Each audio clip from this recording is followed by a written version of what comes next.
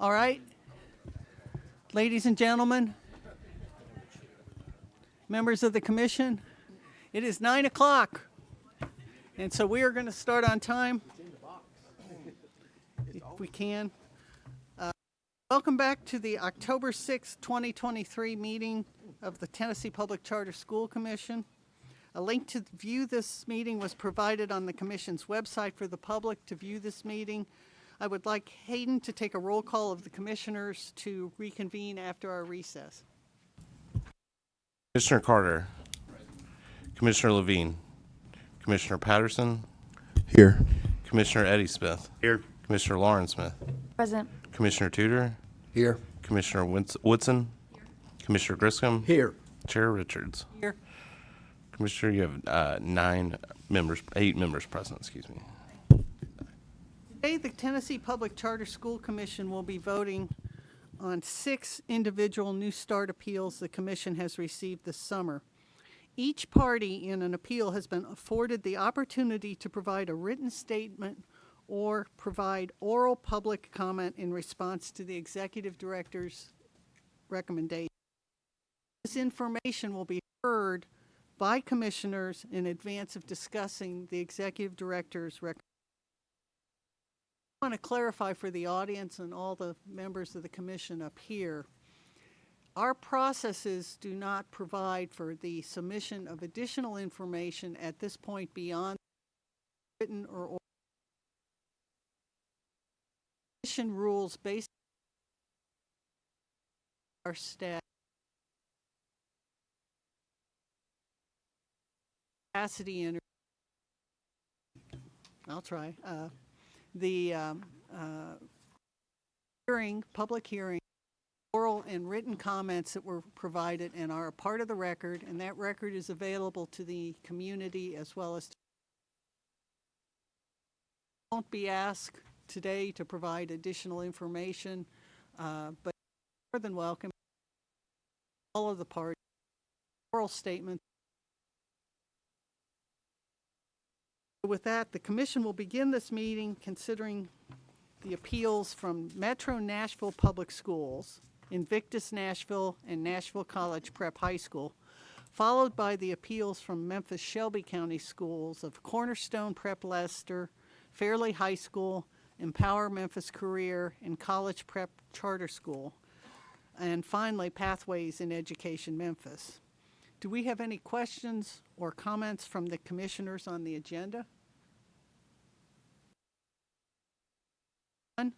First appeal on our agenda is for Invictus Nashville Charter School. Hayden, can you please read any statements received and introduce any representatives here today? Metro Nashville Public Schools submitted the following written comment. Dear members of the Commission, the Metro Nashville Public Schools respectfully requests that you reject the Executive Director's recommendation to overturn its school board's decision to deny the application of Invictus Nashville, as approval is not in the best interests of the students, the district, or the community. A thorough review of the amended application demonstrates that a denial of the application was proper under the State Board of Education's Quality Public Charter School Authorizing Standards, as well as the scoring rubric of the Tennessee Department of Education. Perhaps most worrying is the school's lack of financial stability, as demonstrated by the concerns presented in the amended application. The school's proposed budget relies on an extremely low cash balance and little to no room for required upgrades or tenant improvements, one of which we already know need to be made, the construction of a legally required storm shelter. The school is only one unanticipated cost away from possible financial hardship. While the executive director has recognized the application has identified potential funding sources, there is no guarantee that the funding streams will come to fruition.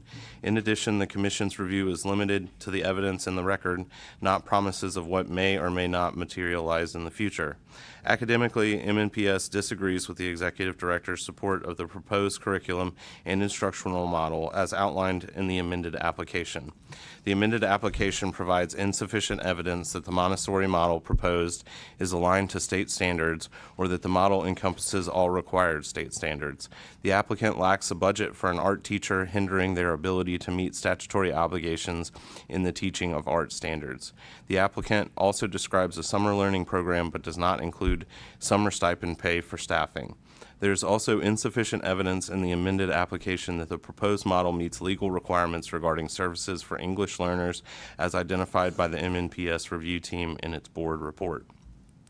The applicant in their proposed academic model suggests that a second Montessori elementary is needed in a cluster where one already exists. The applicant fails to address how an additional Montessori school in an area already served by a Montessori school is a benefit to the community. Additionally, the application does not provide evidence of a recruitment plan or robust support from potential families, despite feedback from the MNPS review team regarding concerns about lack of community support. Notwithstanding some promises on paper, it's clear that the application presented by Invictus Nashville is ill-prepared for execution. MNPS was left with many unanswered questions regarding curriculum, staffing, budget, and project-based learning. Because this proposal is not yet ready for execution, MNPS requests the Commission overturn the Executive Director's recommendation and uphold the Board's decision to deny the application. And on behalf of the applicant, we have Dr. Brenda Jones.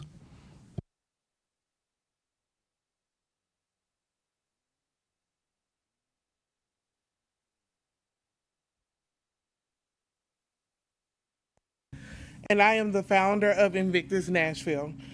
Ms. Stovall's recommendation report confirms Invictus has met all expectations contrary to the district's denial, and I appreciate the unbiased and equitable process provided to me by the Commission. The district's primary claim is that Invictus Nashville will harm an established Montessori school that is already in the area. Despite presenting data that the aforementioned school serves a skewed demographic population that does not represent District 4, they still say there's not a need. Currently, this school serves only 7% of economically disadvantaged students, 10% of students with disabilities, and 5% of students with limited English proficiency, which is a decrease from last year. And despite that fact, the school has had also a 100+ student wait list. The district also claims still that there is no demand for another Montessori school. Respectfully, Invictus is not the same as this existing school. We are designed with the community and for the community so that students can find their path to personal and professional success. And we want to equip them with the skills to be able to leave our building and pursue that path. We are not a threat to any school.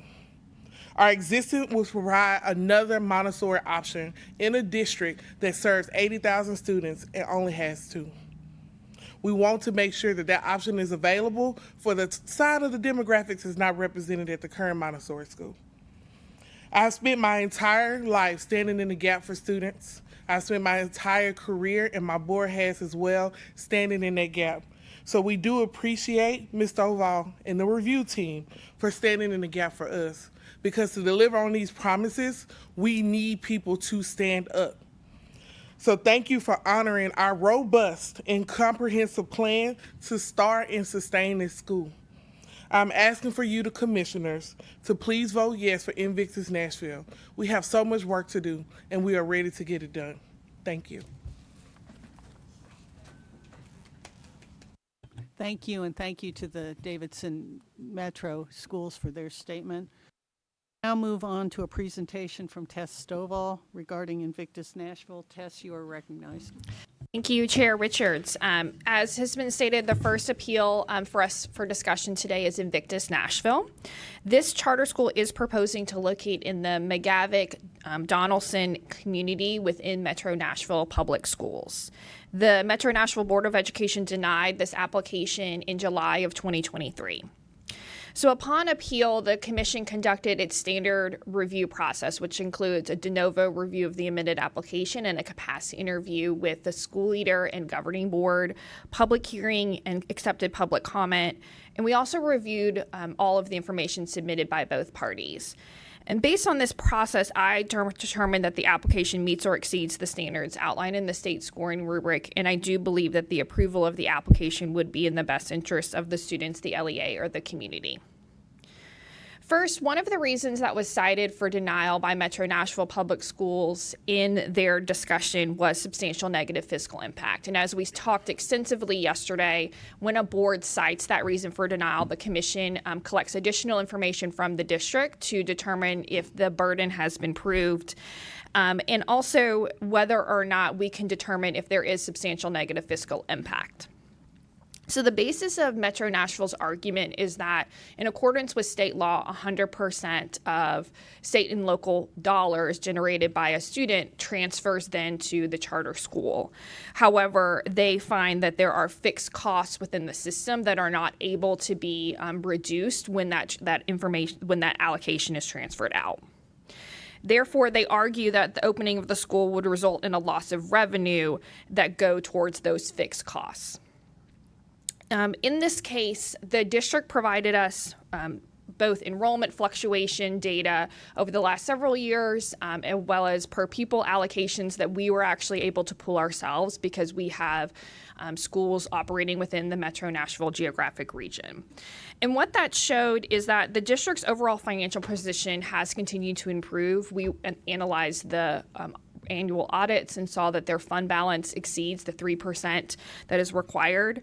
And also when looking at the amount of money that would be transferred for the approval of this charter school, we found that it would account for only 0.1% of the overall district budget.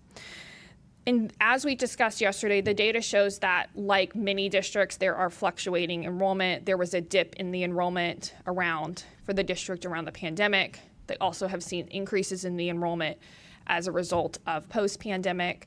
And the system is regularly adjusting for these enrollment fluctuations, also given the projected opening of 150 students, potentially less. We simply did not find that there was a substantial negative fiscal impact on the district if this school was approved. Therefore, I'm going to move into my reasonings for my recommendation on this appeal. So first, it's important to note that the sponsor is proposing to operate a Montessori model in the lower grades, in the elementary grades, and then move into a project-based learning model in the middle grades. This is a very difficult model to implement. However, the school leader, both throughout the application and also within the capacity review, detailed an established partnership that they have with an existing Montessori school in Tennessee, and that they have spent time within that Montessori school to understand how does this program work, how do you implement this program with fidelity and in alignment to Tennessee academic standards.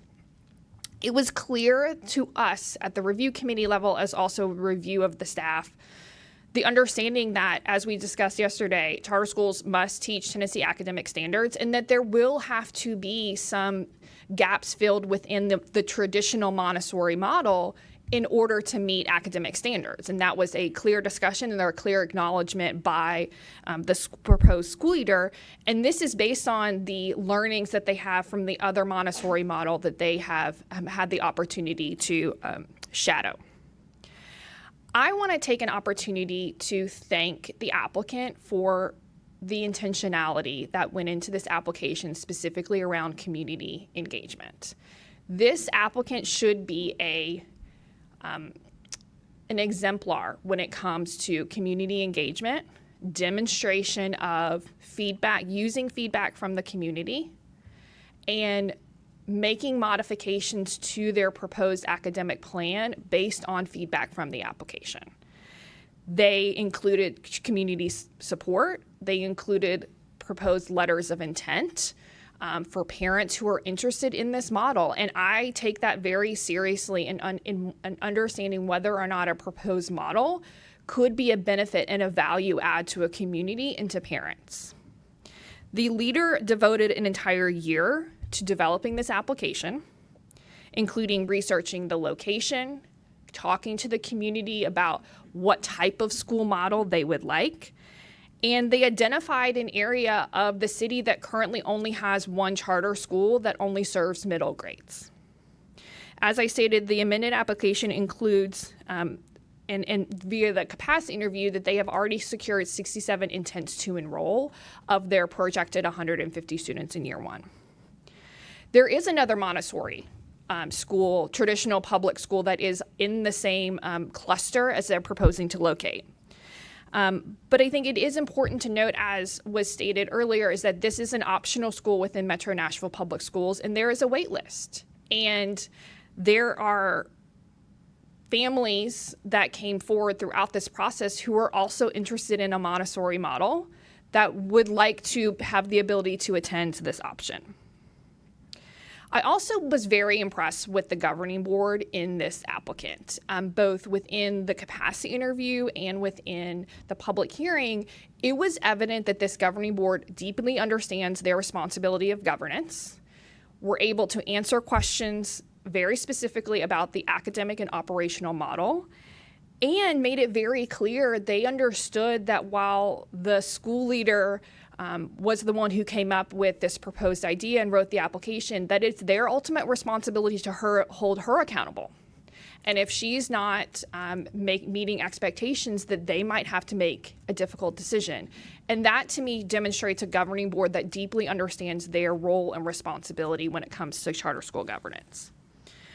The proposed school leader is a Build, Excel, Sustain, or BES fellow, so they have also had significant leadership development and support through BES, which has really demonstrated how they have taken the time to be prepared with a strong application. There was a clear outline plan for teacher recruitment. And again, coming back to the fact that the Montessori model is different, and teachers will have to be both recruited and trained for the Montessori model. But the proposed applicant has partnered with Arete Memphis, which is a state-approved educator prep program that trains teachers in the Montessori model. And we talked very significantly within the capacity interview about how many spots are already reserved for teachers to be able to participate in that professional development, the money that is allocated for that. And we did confirm with the leader of that educator prep program that partnership does exist and that they are prepared to accept teacher candidates should this school be approved. We felt like, from a startup plan and facility perspective, that this applicant has gotten as far as one can before authorization. They shared their facility plan that would be able to be modified for the current, the proposed academic model. They have demonstrated the ability from a financial perspective to meet the renovations that are required. And I understand that when we're considering an application, as we talked a lot about yesterday, it is not possible to say that we're expecting an applicant to have signed a lease on a facility. But this applicant was able to say, here's the exact facility we want to be in the neighborhood, here's what we would need to do, here are the renovations that we would need to do, and we're ready to go if this is approved. As we have talked about, the Montessori academic model will require additional resources than a traditional model because there are certain supplies within each classroom that are required to implement this model with fidelity. First, it was positive to see that this applicant understands those financial commitments that are going to be necessary because of the significant research that it's done on this model, and that they have a fundraising plan to meet those needs, both in terms of grants that they've already received, as well as grants that they will hope to receive post-authorization.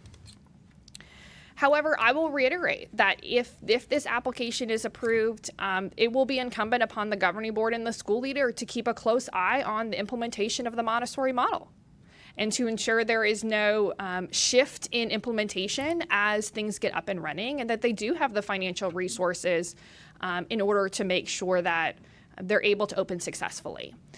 As we discussed yesterday, we did ask about enrollment and how what flexibility they had on enrollment if they were not able to meet their projected enrollment.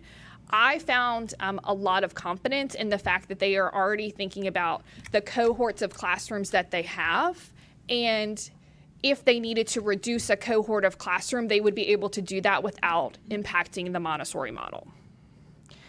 Finally, I want to reiterate that it was clear in the public comments even on both sides in this appeal, the public, the community likes a Montessori model, and that there are people who want more access to a Montessori model. And I believe that this sponsor has presented a very thorough application that could be a value add to the community where there is a desire for this type of school.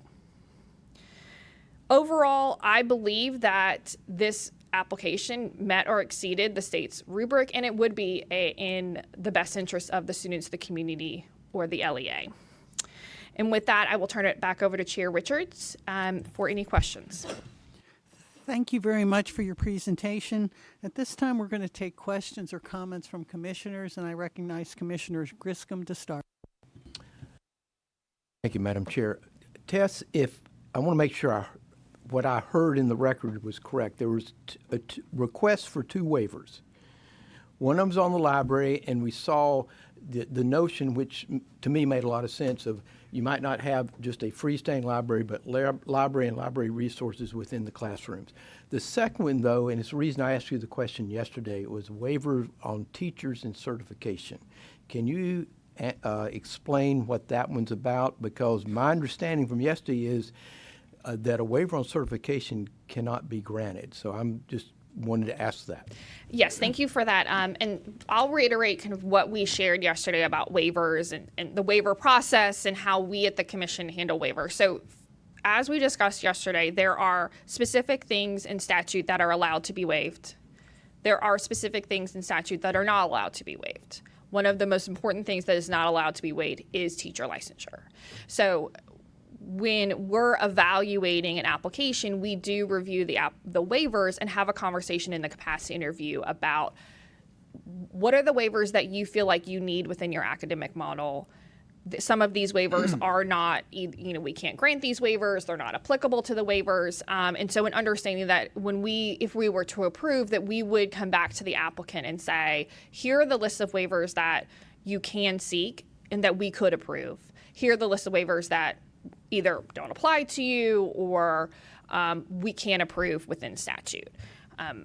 We had a conversation within the capacity interview and within the public hearing that the applicant understands the requirements around teacher licensure. I think, the fact that the applicant is preparing to partner with an approved educator prep program that would lead to licensure in this area and EJ certification in this area gave us the confidence that they deeply understand the expectations. And as I said yesterday, waivers are something that it confusing to districts, confusing to applicants, and it is feedback that we have directly provided to the Department of Education through this application and rubric process, that we have to clear up the area around waivers because so many people across the board, we've had this conversation yesterday, we'll continue to have this conversation about not understanding waivers and really needing to dial in both for districts and applicants. What are the waivers you can have? What are the waivers you need? And what are the things that don't actually apply to charter schools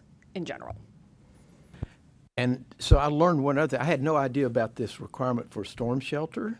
Don't guess there was any reason I wouldn't own that, but is that a real requirement? And do you feel comfortable that clearly the applicant understands and that within the facility they've identified that that's one of the improvements that would be there so that is taken care of? Yes, so this was something that it's not included within the state scoring rubric of the need to have a plan for a storm shelter. So it may be that it's more of a local requirement within metro government and within codes and zoning. There are many things that an applicant will get into once approved and into the facility process around codes and zoning. I know we've had other schools that need to, build a sidewalk or put a bike stand in. Like those are common things that when we're working through the facility process or when the applicant is, that they will have to address in order to have the appropriate zoning and get the appropriate permits. What we're looking for is, do they have the capacity from a facility perspective to navigate the process? Do they have finances and the cushion in order to do this? And what we heard was there were within the proposed lease, baked in rent credits around renovations, that they have financial backing in order to navigate these very common facility challenges wherever you are. And so I think it's important to note that, again, expecting an applicant to have all things within the facility plan addressed on an application is beyond the standard. But what we are looking for is a reasonable facility plan, the capacity both on their board and their school leader to execute on that plan, and contingencies, knowing that facility challenges, I'm sure Commissioner Carter could tell us, facility challenges will occur, and you just need to be prepared for that. Well, if I make one last go. So we do have a recently opened Montessori charter school in Chattanooga. And so I appreciate some of the challenges that were in here in that script, because clearly I know the leader at that school, but also it's been interesting to watch as this one is growing. So I just wanted to share that, because there clearly in Chattanooga has been a lot of interest in the Montessori approach and in a charter school in my hometown that's set up to do that. Thank you. Okay, I'll recognize Commissioner Woodson. Thank you, Madam Chair.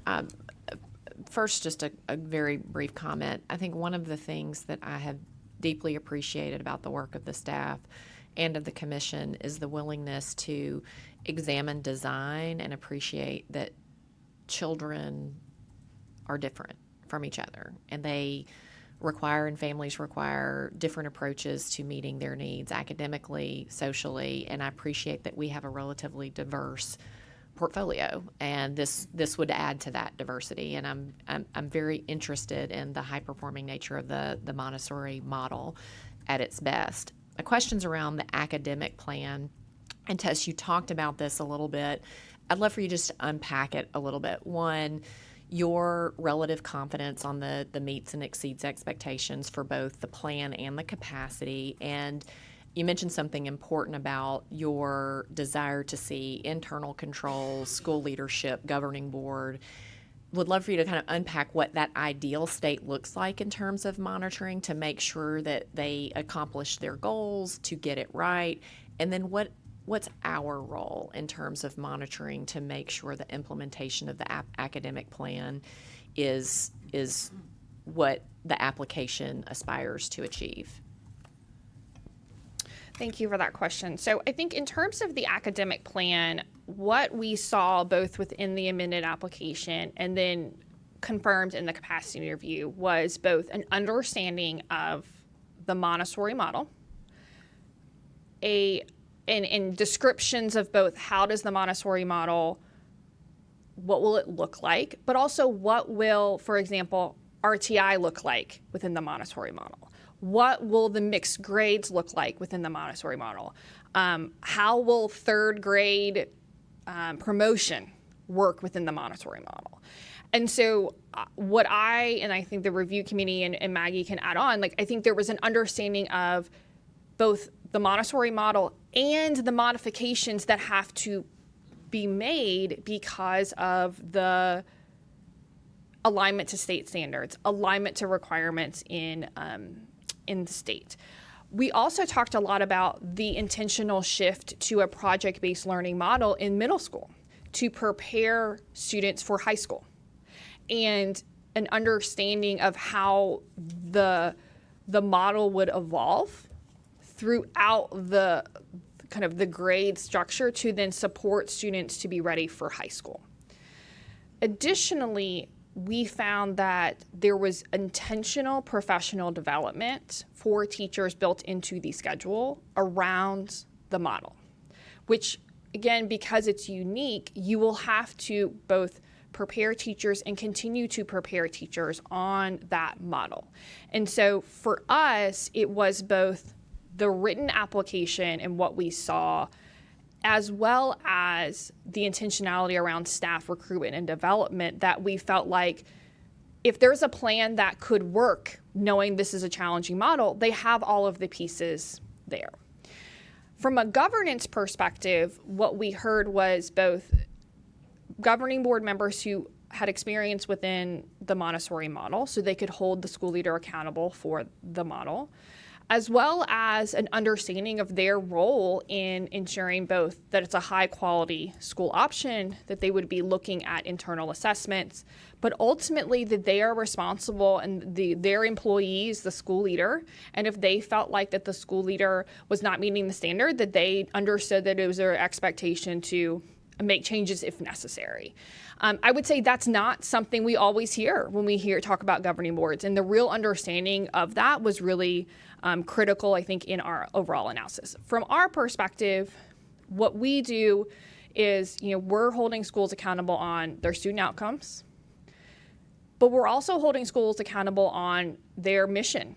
And as a part of our framework, schools have to create a mission-specific goal that is aligned to what they propose in their academic model, so we hold those schools accountable.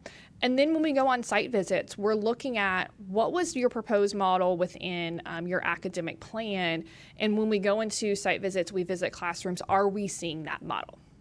Now, ultimately, as you all know, it is not our responsibility to be in the classroom providing instruction, but we can say, as an example, hey, you said you were going to be a Montessori model. We don't see anything Montessori happening. Like, let's have a conversation about that, as an example. I want to recognize Maggie Lund, who is our review committee lead, if there's anything else that I missed here. I think you covered it. I think the Montessori model offers a lot of flexibility within the school day for work cycles. And there's a 2-teacher model within the classroom. And so I think when we think about Tennessee academic standards and kind of how those will be taught within the model, the applicant spoke really clearly to the scope and sequences in which the content with which they would teach throughout the day and how they're modifying that as students kind of matriculate through the grade pattern. So as they get older, how is that kind of differentiated for ensuring that they have that alignment with Tennessee academic standards such that they could be successful and TN ready? So I think the applicant took a very intentional approach about backing that in, understanding that the Montessori model is unique and different than a typical classroom environment, but also understanding that they have a commitment and a need to teach Tennessee academic standards such that students would be successful on end of year testing. And the last thing I'll say with that too is the internal assessment plan that the applicant presented within the application was very strong and definitely met the standards of the rubric. And so from that perspective, it gave the review committee quite a bit of confidence that not only are they assessing student growth within that model, but they're also assessing like those benchmark Tennessee academic standards appropriate by grade level as well. Commissioner Eddie Smith. Thank you. And Tess, just a couple of questions. First of all, in reading through your recommendation, listening to the public comment, help me understand, because I want to make sure what I heard in public comment from the representative from MNPS, I heard correctly, which is the initial review, everything was partially meet standards. The amended application came in, and because it didn't fix the deficiencies, they lowered it. It still partially met, but they just moved.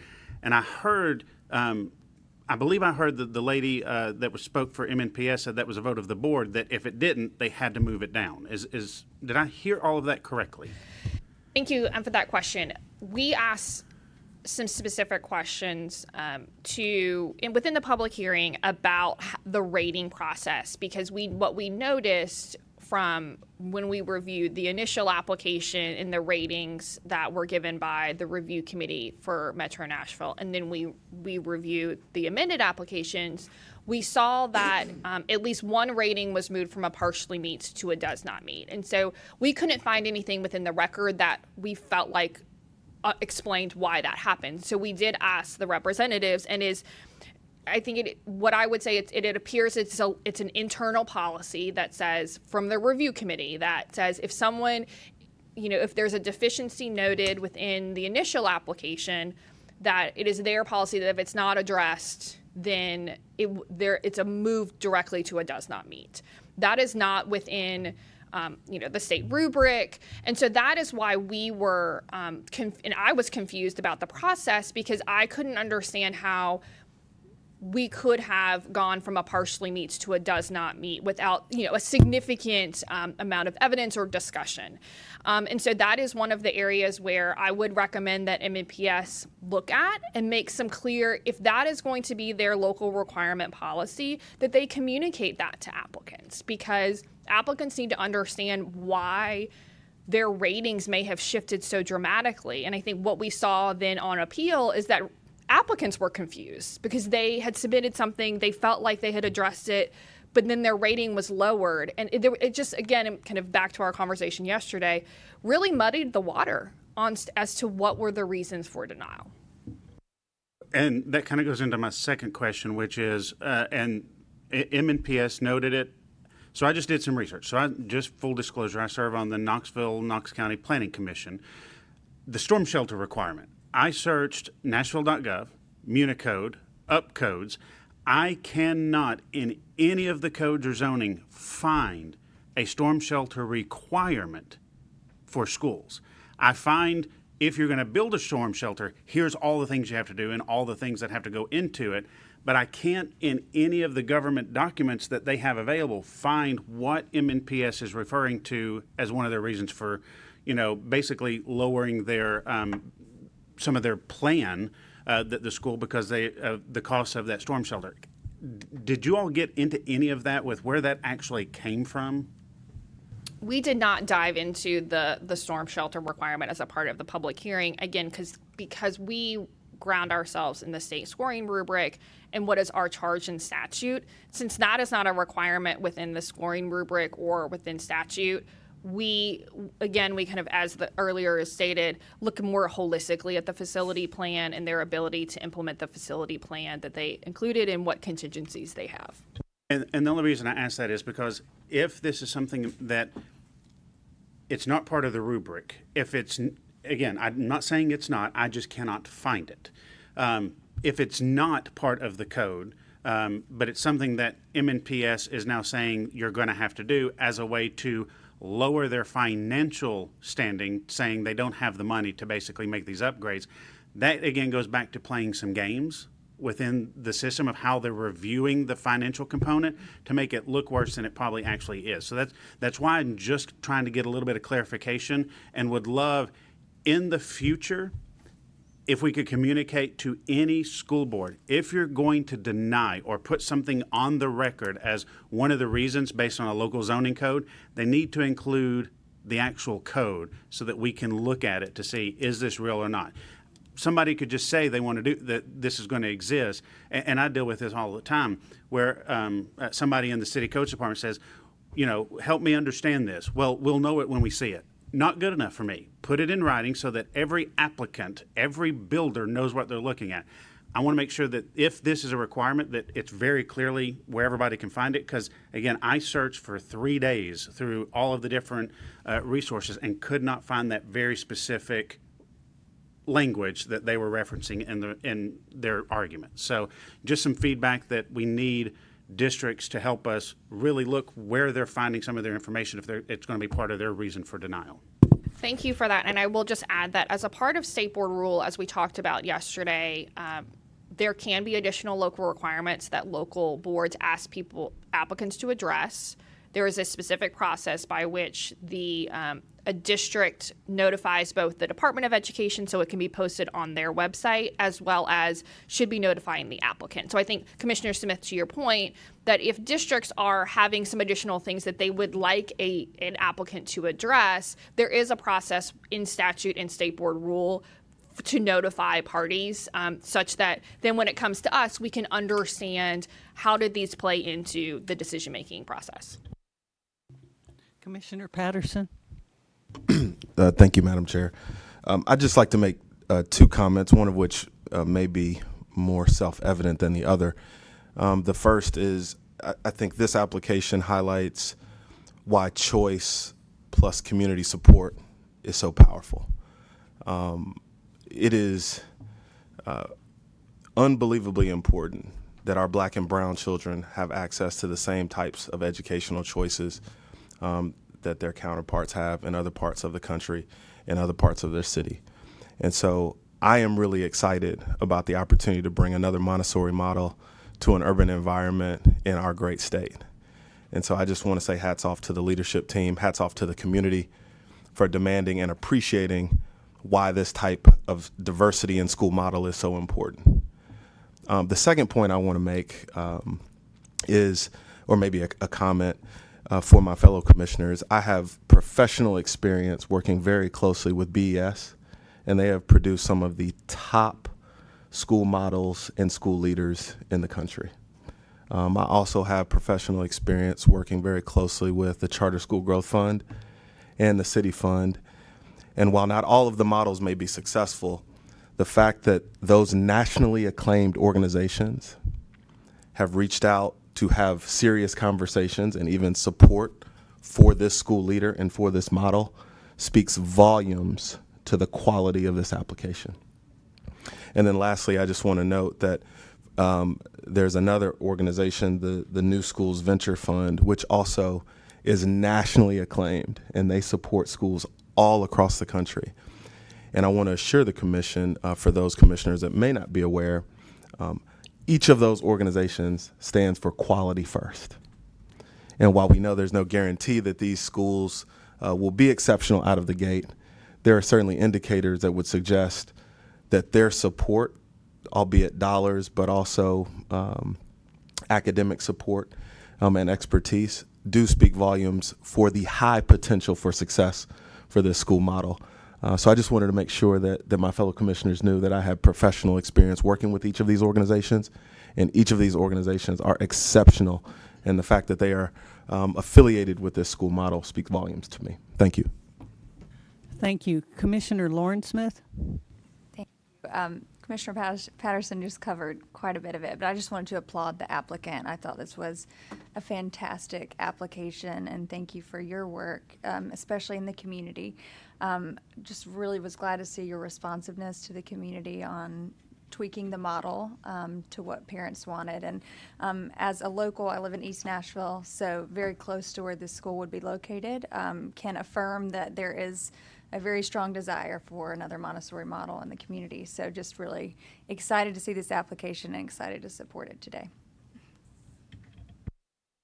Are there any other comments by any other commissioners? Okay, I was very impressed with this.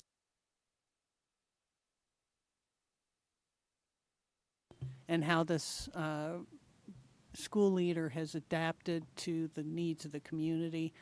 This is a hard model, and it's going to take a lot of work and support to implement it, but the fact that something's hard doesn't mean it isn't worth doing. So I'm very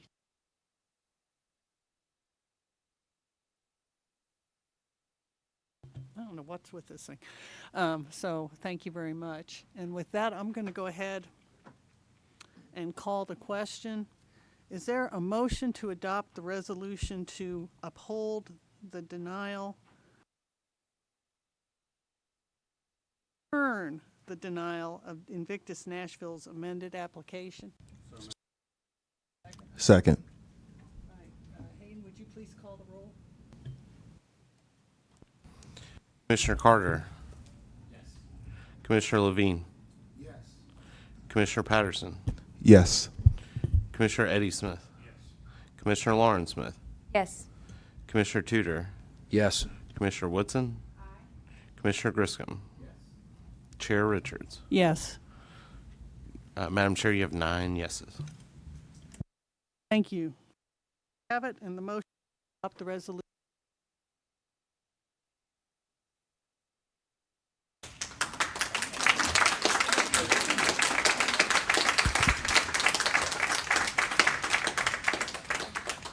Good job, y'all. We thank you for all taking time to come today. We know it's a You're welcome to stay for the rest of the meeting. If you want. yes.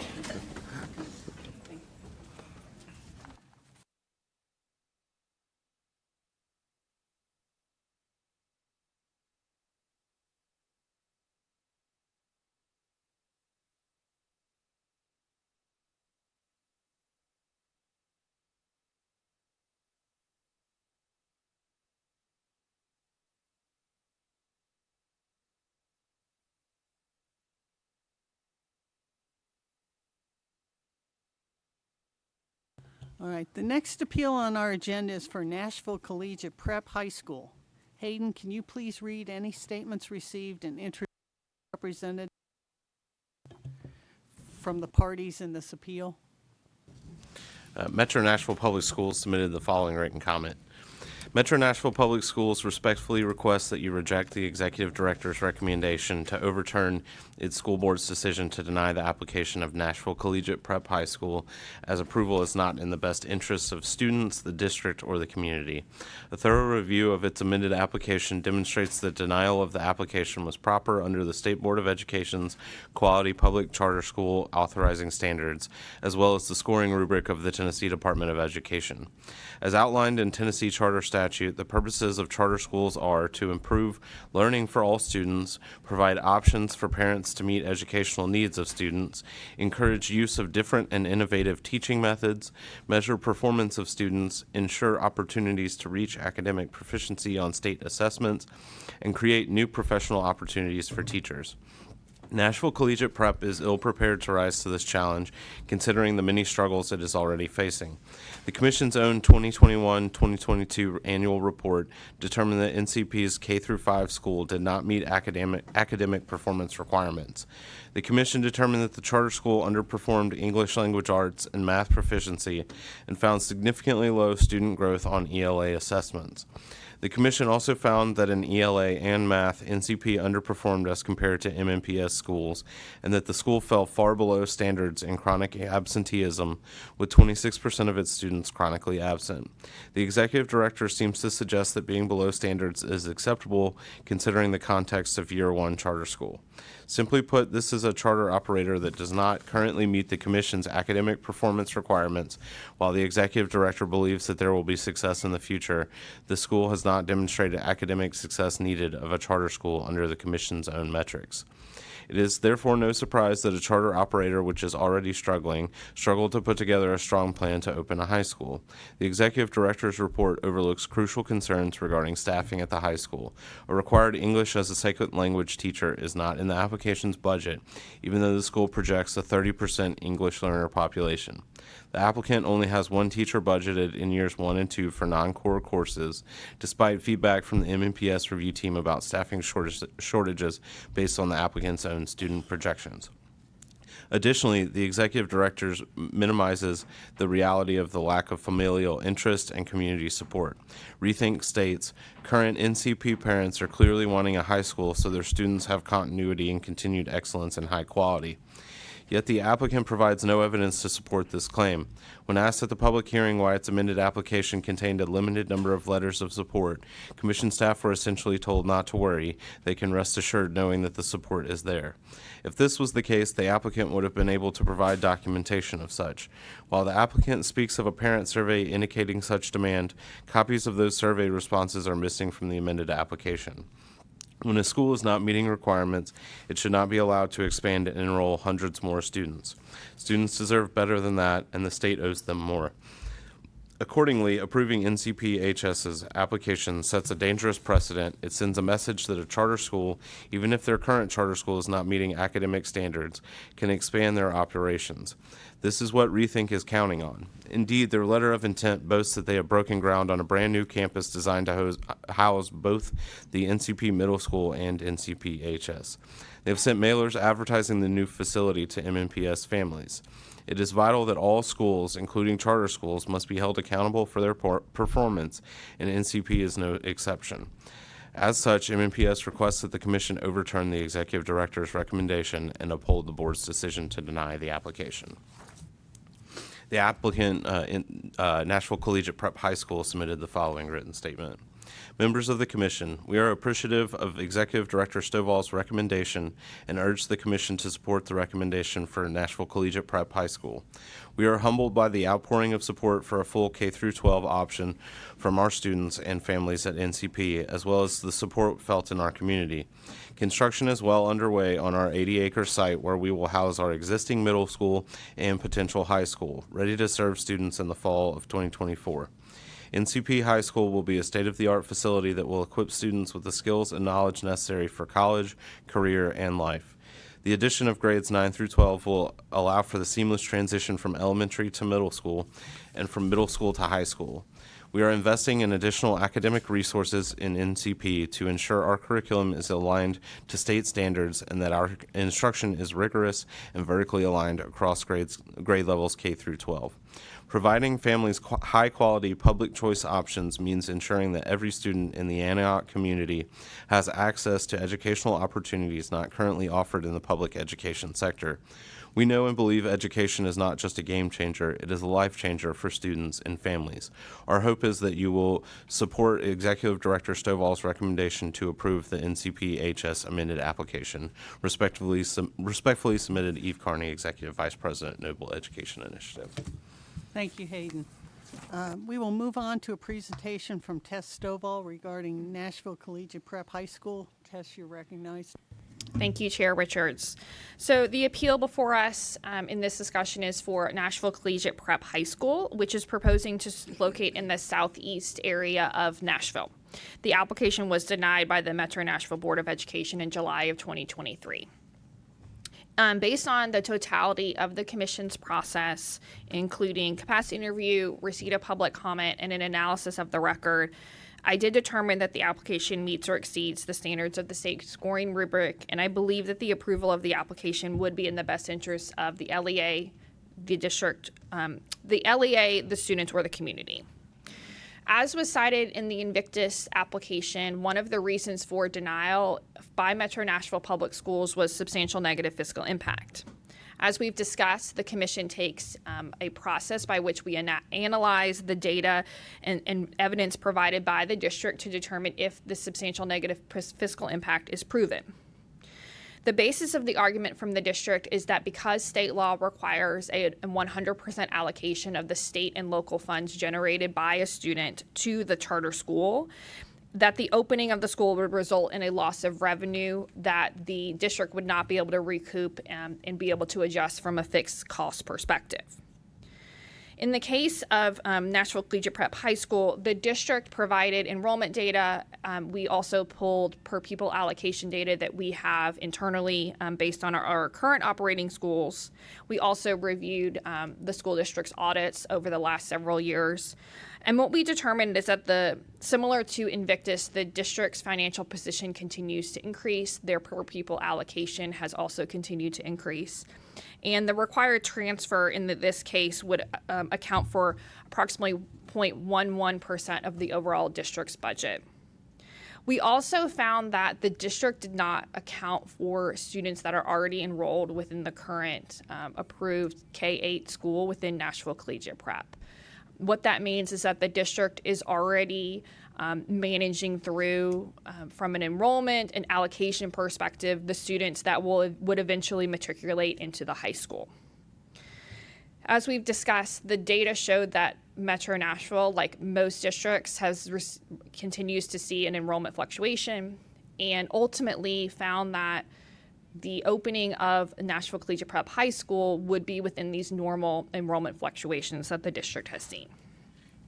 As such, we found that MNPS did not meet the burden of substantial negative fiscal impact. I am now going to shift into the recommendations for the reasons for my recommendation. So as has been discussed, this applicant is proposing a high school, so a 9 through 12, that would be a feeder from the current K-8 model that is authorized by the Commission. The high school would be located on the same campus where they are currently building a middle school facility. And that middle school facility will be opening in August of '24 for the students who are currently within the approved school. The sponsor has presented an academic model that we found to be supportive of diverse learners and would be an extension from the current operating K-8 model. We found that both within the application and more so in the discussion that we had with the capacity interview, an acknowledgement and a commitment to serving all students. Specific attention was paid to English learners, and what was cited by the district was a failure to staff from a budget perspective around English learners. As we talked about yesterday, one of the issues that we have found with the application in the rubric is that the application does not require an applicant to delineate English learner teachers from general core teachers. And so we are finding that applicants are grouping their English learner teachers in the general core teachers and not having a specific line item for them. This, as we discussed, is specific feedback we've provided to the Department of Education because I think it is an area where the application could be clearer, and then an applicant could very clearly demonstrate how they're preparing to serve those students with the teachers. Within the capacity interview, we discussed in depth how the school will serve students with disabilities and English learners. As this commission knows, this is an area where we set the expectations and they are not lowered. And it is our expectation that all schools within our portfolio meet these expectations. And so we had a deep conversation about what it would look like within the high school and how that the current model would translate. Who would be responsible? How is this going? You know, we talked a lot about the network capacity versus the school level decision making. And so for us, with that capacity interview and those targeted questions, we felt very comfortable with their implementation of students services to special populations. The sponsor addressed within the capacity interview that their curriculum will continue from what they currently offer in the K-8 model. So they would have a partnership with Edmentum, which is an online curriculum bank that would continue their approach of personalized learning within the school. They plan to pair this curriculum with state-approved textbooks and instructional materials. And as clarified within the capacity interview, that this would be an overall continuum from the current K-8 school, and that they have someone on their network who is responsible for implementing curriculum. As was discussed by MNPS's statement, as well as within the public hearing, within the first year's annual report for this school under the commission, the overall academic performance did not meet the defined standards of academic performance. This was cited as a reason for denial by MNPS. It came up within the commission's own review committee as a understanding where we are with this school and whether or not there is the overall capacity to open a 9 through 12 successfully. As I stated in my report, and I think it's important for your deliberation, is the context around this rating and our academic performance framework. As you all know, within a year one school, they don't receive the same level of state accountability as a school that has additional data. And so we have to set, as a commission within our performance framework, what do we expect the success rate thresholds to be, the growth rates to be, the chronic absenteeism rates to be. When in future years, they would receive state accountability data as well as a rating for that by the state. So in year one, the school did not meet the success rate thresholds that we have set for year one schools. That is 30% success rate.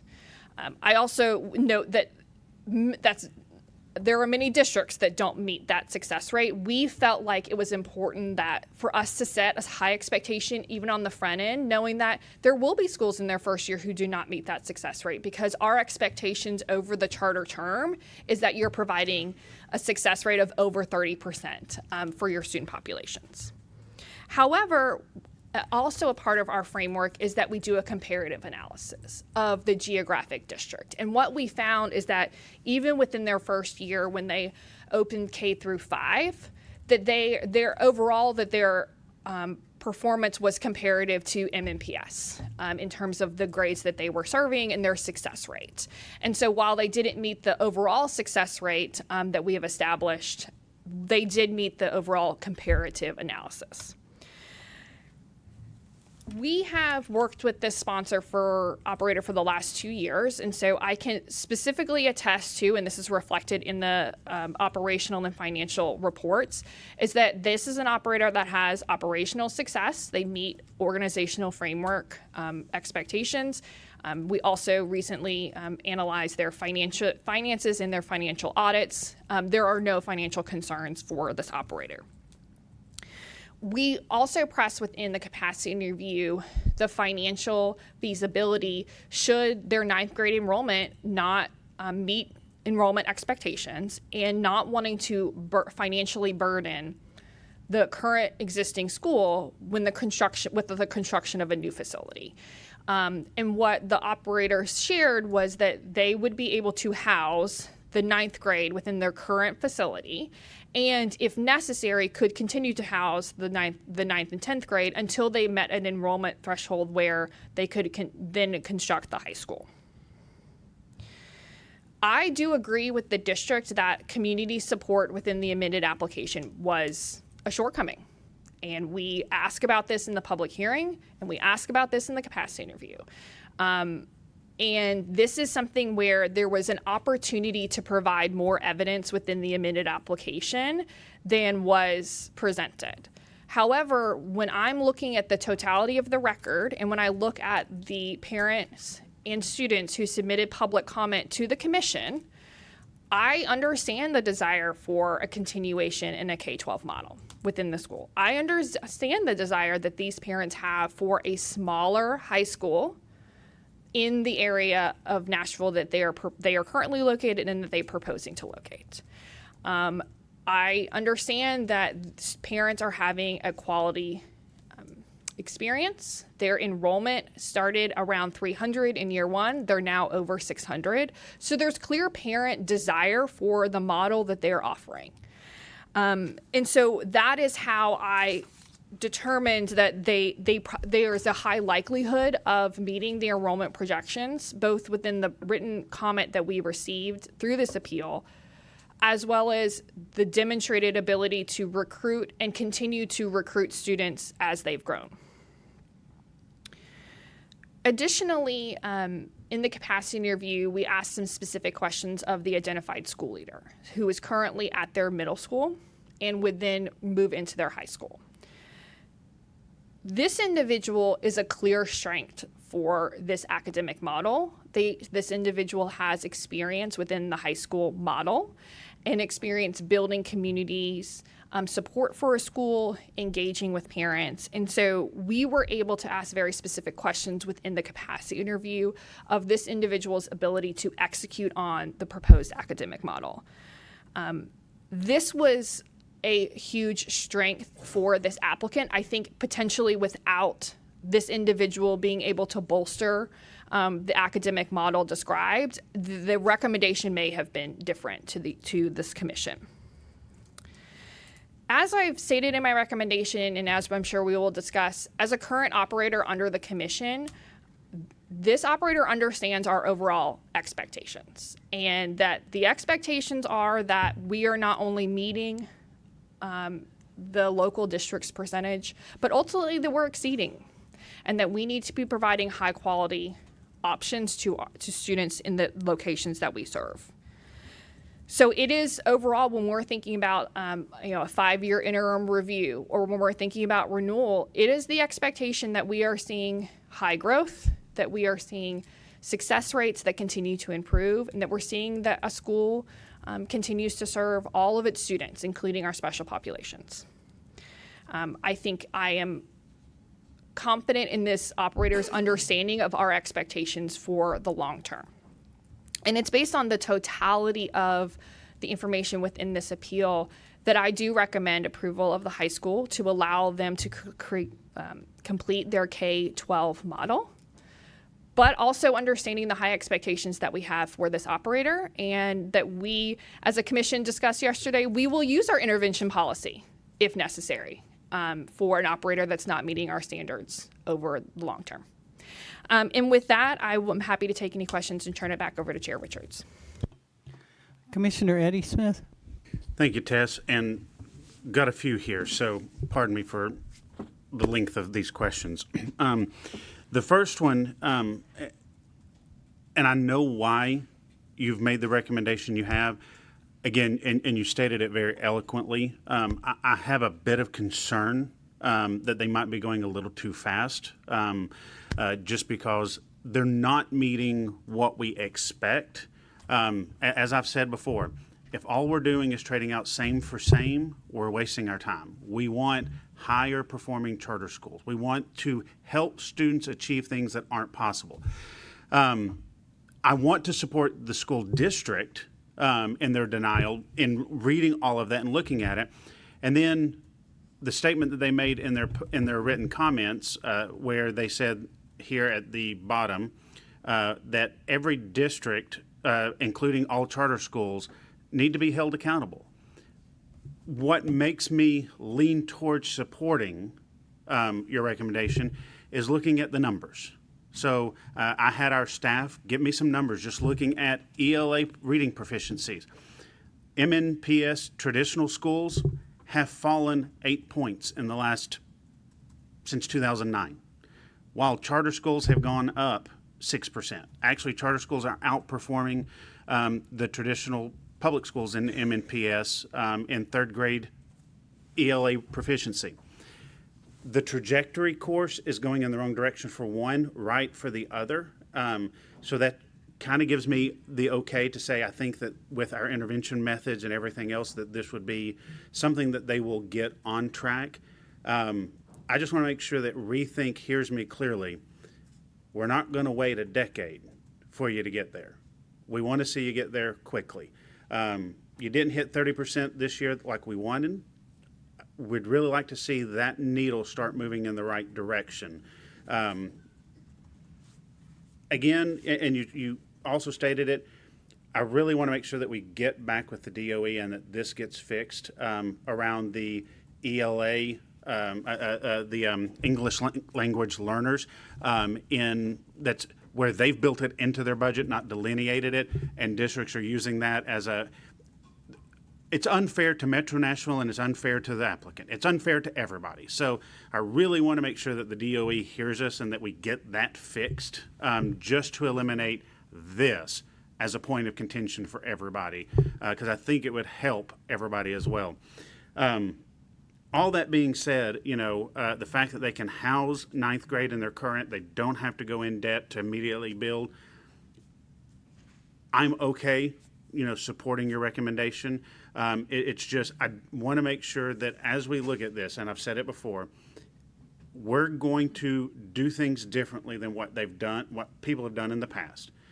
If you're not meeting our expectations, a school yesterday, prime example, you're going to go on probation, and if need be, we will not renew you. This is about helping kids. I am tired of living where we just fail generation after generation of kids, passing them through. I want schools that are helping kids be the best that they can be to compete in a world that is becoming extremely competitive, and that we're not just shuffling them through a system and graduating them out the back door ill-prepared for what's coming in life. So I'm going to end with that, but that's just where I am and where I'm thinking right this second. I appreciate the district, looking at it from that perspective. I also appreciate what you did and the work that you and the staff brought into questioning this sponsor. Commissioner Woodson? Thank you, Madam Chair. I'll confess I'm torn, and it is clear that the process that you all have been through has been thorough and has examined all of the bright spots and the spots for improvement. I think a couple of things that are highlighted as compelling: the opportunity for a family to choose to continue in a model and an environment. And although we don't have an expressed desire for that, makes sense to me in concept. Two, leadership isn't everything, but it's the keystone and the foundation to success. And your comments related to experienced, high-performing leadership is compelling.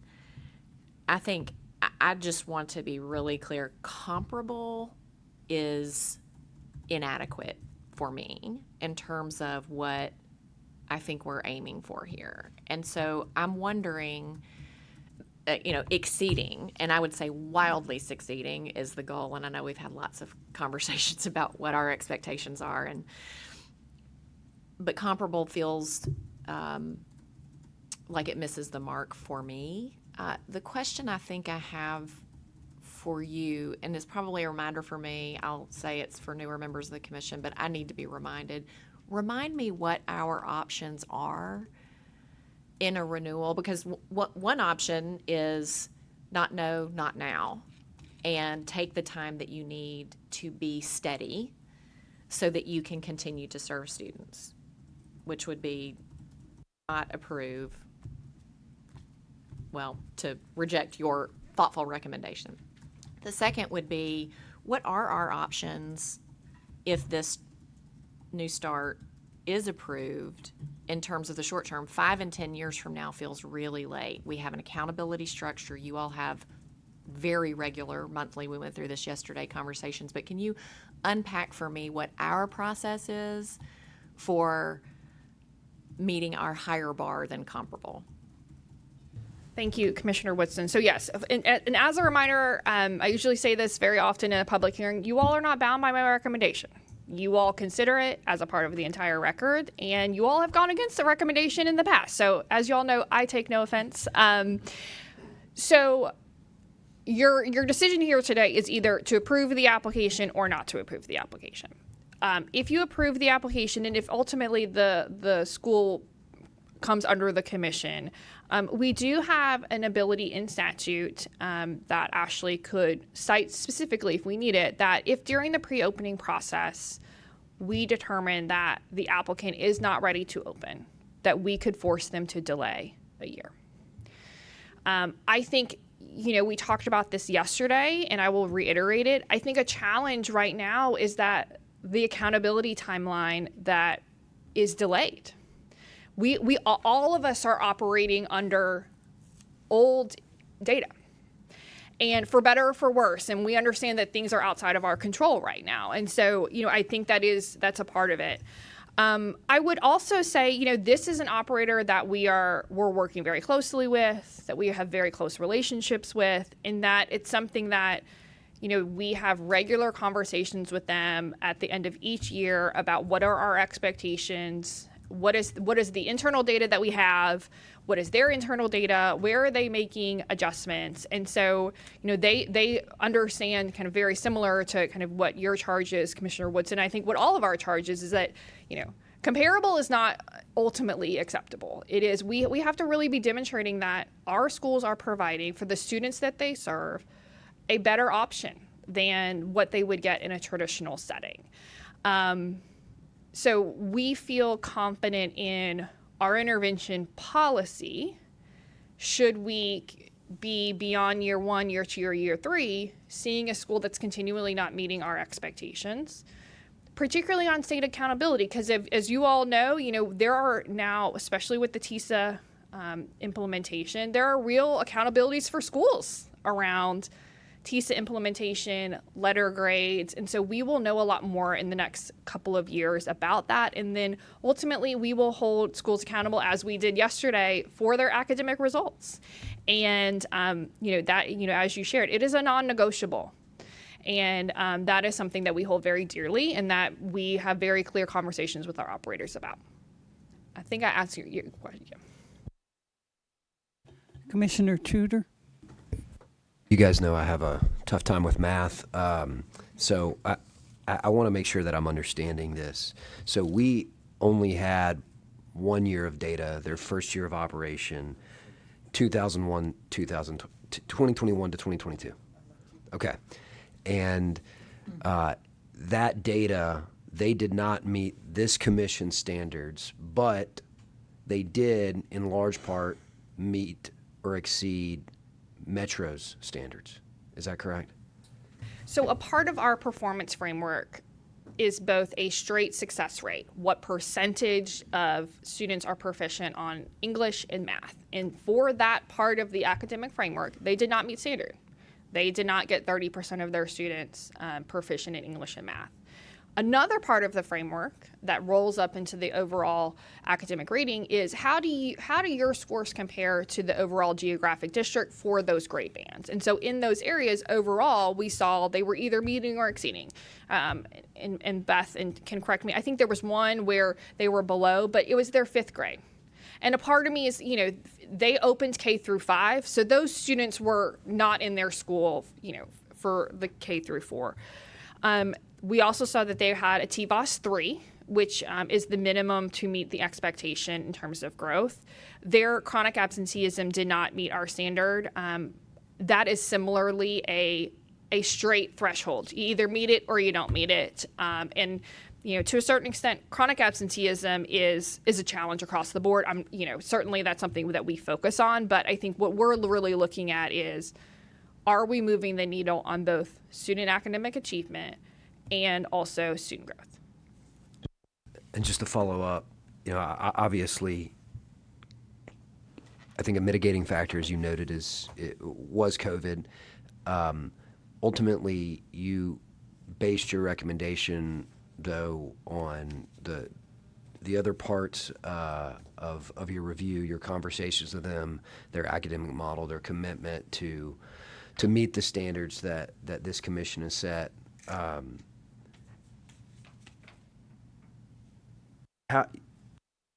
guess this is a question from ignorance. When do we get the next year? What's the timeline on being able to?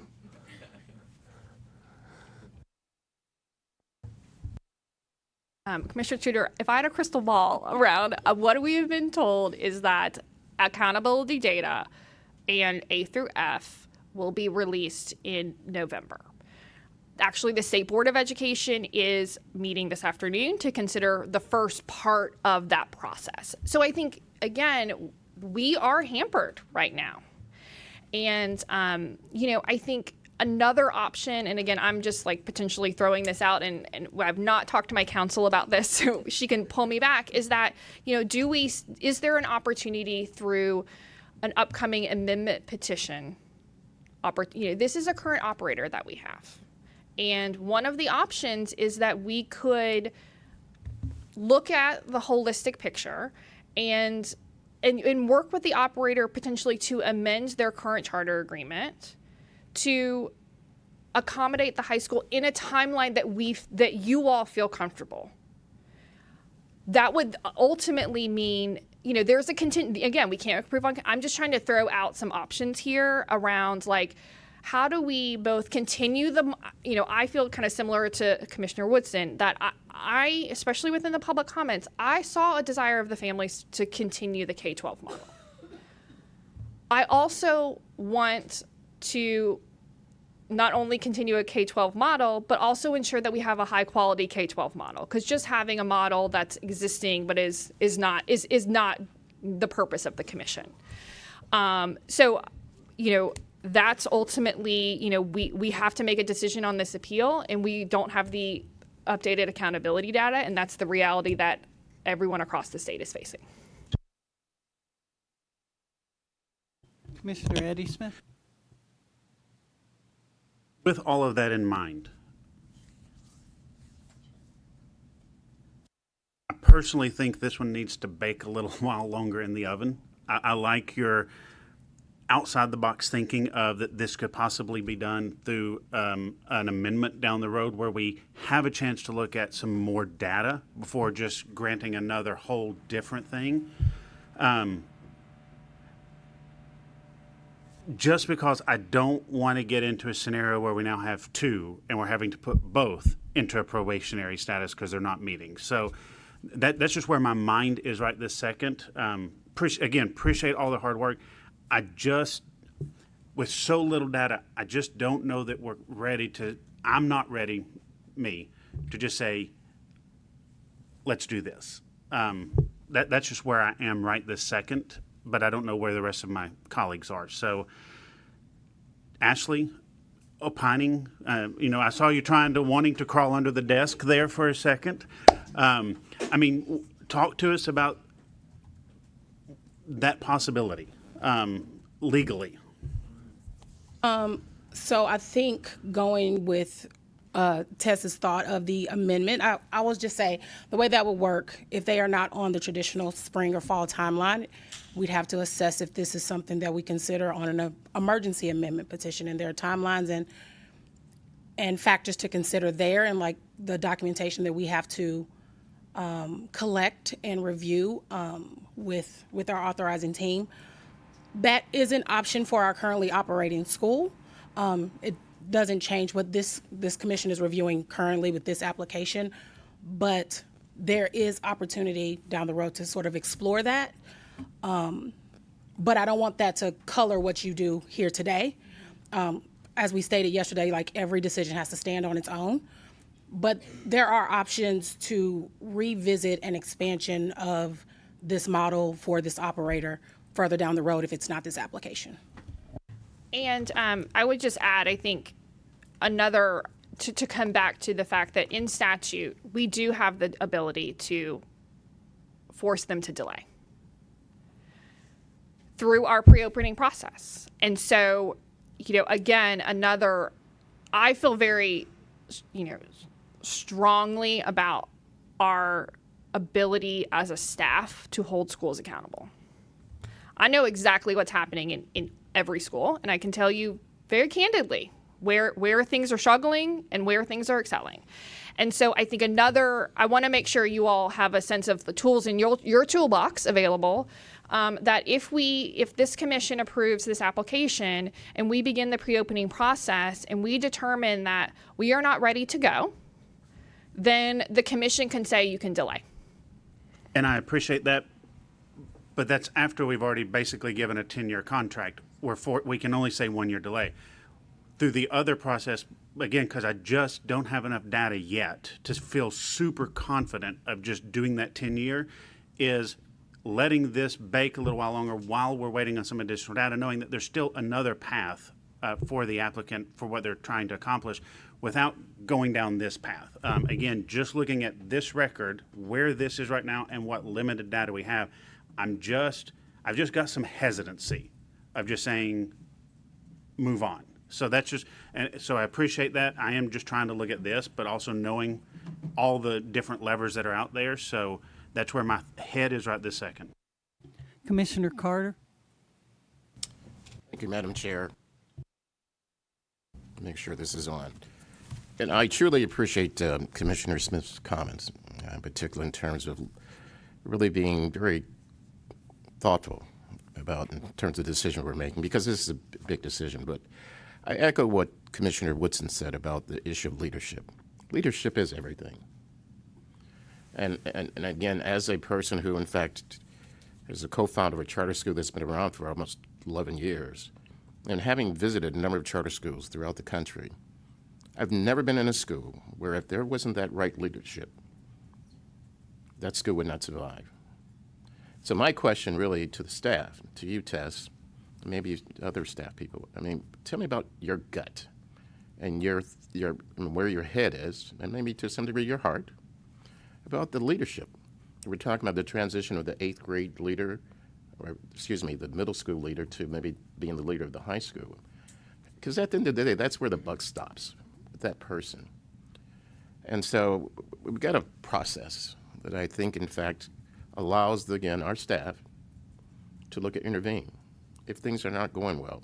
And I trust that process, and I trust the leadership, okay?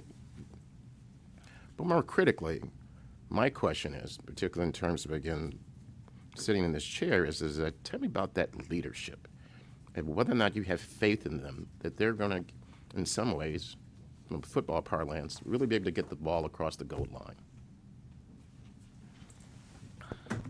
Thank you. So I think what's important to note about the proposed model is that the current middle school leader is the leader who will then continue into the high school. This individual had joined via the capacity interview. We've also had the opportunity to work with this individual through the current model. I have confidence in that individual in executing on the academic program because that individual has experience in the academic model, has experience in opening and building a high school, and has experience in the K-12 model. I would also say that we had a lot of conversations both within the capacity interview as well as in the public hearing about the network staff that Noble Education Initiative has built within Tennessee. And I think they have brought on a very strong leader in Eve Carney to lead their Tennessee operations. And really understanding, again, as we've talked about, that this school has to demonstrate strong academic achievement and continue to do that. And that is our expectation. And so I think both at the school level as well as the network level, I feel confident in that leadership and understanding where we need to see them to ultimately be successful under the commission. Commissioner Griscom? Thank you, Madam Chair. Two things, and part of this, Eddie, is in response to you. We have, around this time last year, we wrestled with contingencies, and we realized that's not something we can do. And I just wanted to sort of remind the commissioners, including the new ones, that we've been wrestled with issues about, gosh, this doesn't just feel exactly right. Can we do this, that, or whatever? And the answer was no. The second part of it, having served as chair, is trying to encourage some of our operators to not constantly come back asking for an amendment. It just wears you out. And it raises questions in your mind as to whether they really are able to perform if every time you turn around, they're the next one on the agenda asking to be amended again. And I had communicated with our executive director to please share back with some of our operators. That doesn't help you. You need to figure out, you came in, this is what you proposed. If legitimately you can't achieve it, then yes, come back. But I also know at this point, and feel very confident in the staff we have, and how they're going to hold the accountability. If they can't see it working, they're going to say, time out. But I would hope that we're not encouraging operators to keep filing amendment after amendment, to delay, to do this, to do that, because that really does erode confidence. But I also think it makes it difficult for our staff to say, this is what we expect, but go ahead and file an amendment. So I would just hope that it's great to look at it, but that we don't also send a message that we're looking to help through amendment to sort of delay something that really they need to be performing. And if they're not, then we have the tools in our toolbox to address that. Thank you, Madam Chair. I have a question, just to be clear, what is the current status of the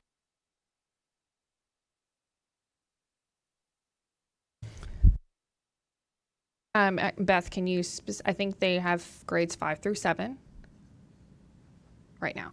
I think it's important, again, we kind of the history, particularly for our new commissioners, is that the current building that the elementary school is located in has an enrollment cap, just a capacity cap, I think, of about like 400-ish students. And so they intentionally have larger enrollments in the K through 12 space and smaller in the middle school space because of the current facility process that they're in. And so I think in totality, probably like 150-ish students in the middle school grades with, a little bit of like 400-ish in the K through 12. In totality, their current operating school has over 600 students. Thank you, because when I went through this, it appeared to me that they were operating their middle school through 7th grade, but they're not current. They have a year to operate 8th grade. I found this to be a lot easier to deal with, and I know people are struggling with. Quite frankly, from the handling of the this thing will not stay on. From the handling of the application from an organization, I'm going to sit here and hold it. Their application did not address many of the core components that they are required to address. Raise application deficiencies. Let me try yours. Maybe I think they gave him the better one. They didn't want me to keep talking. There were considerable deficiencies. You went through the capacity interview, and in many respects, your questioning helped them address deficiencies that they had failed to address in their original process. Their proficiency numbers didn't meet our standard at third grade. In some aspects, as you go through the K through 5, they were below the MNPS. And that is not something we're looking for. We're looking for above performance, and I would say we were very generous giving them a 30% standard. I was particularly troubled that with respect to their high school, they basically said, well, we have this great curriculum that goes up through middle school, and it'll be okay for high school. And that is not meeting the state standard for having a academic plan that I can personally feel confident in. So my attitude with this was not one that I could feel supportive of your evaluation. I appreciate you don't take any offense at, you know that. I'm completely supportive of you, but I think this applicant has failed to meet their burden, and they need to, if they want to have a high school, they need to figure out what they're going to do to meet their burden, and I am looking for some better performance on their actual outcomes for the grades they're currently serving. Commissioner Tudor. One last question about the data. In the capacity interview, there was some discussion, I believe, of internal data, and I know we're waiting, no crystal ball. What's the reliability of that? Obviously, the conversation I think went well, but you and your staff's perspective on the reliability, credibility of that interim data, which sounded very promising. So I think what we see is really highly dependent on operator in terms of, are we seeing internal data translate to proficiency on TCAP? And so I think what I know based on kind of us being in their current operating school is that they are, and having data conversations regularly with them, is that they are seeing internally, specifically within subgroups, growth. And I think they are very open to the fact that their challenge areas and kind of challenge grades are the older students who had, came in 4th, 5th, whatever grade that is, which honestly, I understand. For any model, it is challenging to accept students in a higher grade when they haven't been able to demonstrate and kind of have that experience within the model and being in another school. And so I do think we have many conversations about their higher grades being their challenge grades. I would also say that the tested grades that they have are, as we talked about, there's a smaller in count for them. And so overall, you're just looking at a smaller population of students, which I think is important to consider. I would say that, what we are seeing is that their kindergarten, first grade, now that they have a built-out model as they're matriculating, their internal data is showing growth from those non-tested grades. And so we're very confident in kind of what we're seeing in those non-tested grades. They will continue, those higher grades as you're working to get students from far behind grade level to grade level. And, again, we'll talk about this more in future appeals. That is hard work. And so while, that is something that we will continue to monitor with them and expect them to monitor, of not just focusing on the students that are new to their school in terms of K-1, but how are you continuing to support those older students in meeting the grade level expectations?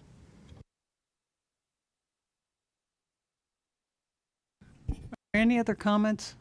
Commissioner Lauren Smith? Just wanted to clarify, are they currently serving through 7th grade? So if they're proposing to open 9th grade this fall, it would be all new students. So I'm very sensitive to the students currently there having a path to high school, but it sounds like they wouldn't need that until 2025, fall of 2025. Is that right? Yes, so that's correct. So next year, their 7th grade students would matriculate into 8th grade. And then the 9th grade, if it opens in August 24, would be brand new to the school model. And then from there, you would have students matriculate. One thing that we did discuss with the applicant is, regardless, because of their small middle school model, they will have to recruit new students from non-NCP schools. And so that is why we talked a lot about, in both the public hearing and the capacity interview, community support, community demand. How will you meet those enrollment projections such that you can, bring new families in who are not currently within the model? Are there any other questions or comments? Yeah, Commissioner Carter? Again, I just want to reinforce that, it's really, again, a difficult scenario that we have here because, again, at the end of the day, we have standards that need to be met. But if you don't and haven't lived in these shoes of these teachers, of these principals, who really, in fact, have real challenges, and I'm one who doesn't believe in not hitting the mark. I mean, if you were to listen to my commentary that I give when we have our board meetings, and it's not pretty in terms of what my expectations are with my charter school. Because I share with them, I'm an investor. I've been doing this for 10, 11 years. So it's time and it's also capital. I want results, and that's how I kind of always come across. So they, whoa, Mr. Carter, we're getting upset in terms of, again, what we say, and I say that in some ways teasingly, but at the end of the day, it's about getting results, just like it is in business. We want results. But I, as a business person, have come to learn this is tough work. You're trying to move this, we're trying to move the needle 25 basis points, 15 basis points, in terms of whether it's a GPA, whether it's in terms of, again, looking at math scores, whatever it is. It's really tough. And that's why, again, I wanted to have this last commentary, trusting the process. And that's why I asked you, Tess, do you believe in these folks? Because we're dealing with maybe, again, that not great of data. We're dealing with the data that's not really fully provided, where, again, it's over a 5-year period of time. It's a relatively maybe new entity. So I go back, I've got to make a decision in terms of, again, yay or nay. And my yay or nay, I'm saying, is about my staff. Our staff is really confident that they can potentially do the job. No, they didn't hit the mark in terms of, again, this 30% threshold. But they've had, I think, probably some challenges that they are really trying to overcome, particularly in terms of trying to get these scholars up to speed academically and making sure that there's rigor there. I know that. I live with that with my charter school. So I'm very empathetic and very sensitive to that issue. So it really boils down to this issue of, again, we have, again, a staff that we hold accountable, who I believe in terms of their process. And so for that reason, I'm going to vote affirmative, okay, in terms of, again, let's overturning what Metro Schools, in fact, wants to do here and denying their application. Thank you, Madam Chair. Commissioner Woodson? Thank you, Madam Chair. Actually, I have two questions. The first is I just want to make sure I don't think I understood your answer on Commissioner Smith's question on there's a 7th grade class this year. In 24-25, that class is going to be in 8th grade. But this is an application for a 24-25 opening. So it would be 100% new students. So the parents who have interest in a continuing model, that 25 school year is really the critical school year for the existing parents and families in the building. Is that accurate? That is correct. Currently, they serve through grade 7. And so for the continuation model, the first year that current students would be in the 9th grade would be 25, 26. And so a part of the conversation that we had with the applicant in the public hearing and in the capacity interview was the ability to meet enrollment projections in year 1, knowing that those all would be new families to the school. And so that's where we got into that they would be able to accommodate a smaller 9th grade class in the current facility that they're building for the middle school while they are, again, building traction, building, et cetera, et cetera. Secondly, while comparable data is not out until November, state report card, all of that, individual schools have embargoed data currently. I am assuming because we don't have it, whether it's confidential or not, it is not, that information is not allowed in our review process, and so we have been blinded to whatever that data is. Is that accurate? That is It's taken me 20 minutes to get here, but is that what I'm understanding? Yes, it is embargoed. We cannot consider that data because it is, and again, it hasn't gone through the appeal, the appeal process. Fair. So I think, and also, I mean, our staff had a conversation that let's say data was released in August. If the district didn't have that data, how would we present that to you? I think the reality is that we don't have that. I mean, we have the data, but it's. You have it. Yes. We don't. Yes. Because it's embargoed and it's going through the appeal process, the traditional Absolutely. accountability appeal process. Thank yes. you. Thank you. And thank you, Madam Chair, for your patience. No problem. Are there any other comments or questions? I would just point out, I'm going to call for a motion in the next couple minutes, and we are making a decision based on the materials that are before us on the record and the recommendation of our executive director. And unfortunately, this is a difficult problem because we would all like to have better information. But I think we have to go ahead and work with what we've got.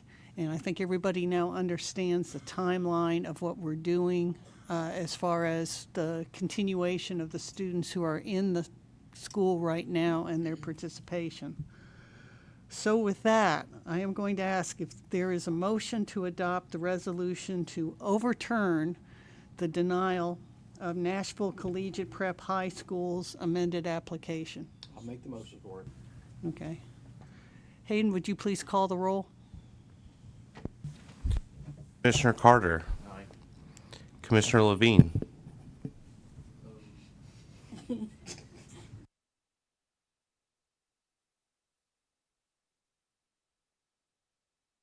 Commissioner Patterson. No. Commissioner Eddie Smith. No. Commissioner Lauren Smith. Yes. Commissioner Tudor. Yes. Commissioner Woodson. Commissioner Griscom. Yes. Chairman Richards. No.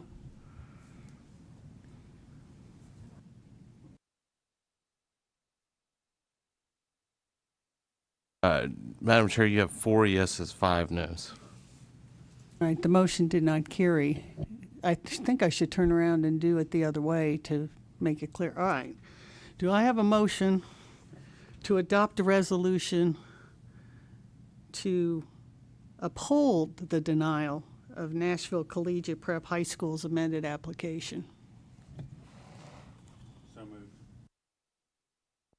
Second. This is the reverse. Since we voted 5-4 against overturning, I want to go back and do a motion for upholding the denial so that we're on the record as to where we are on this. And Madam Chair, just for clarification, this is our commission school. So we would be denying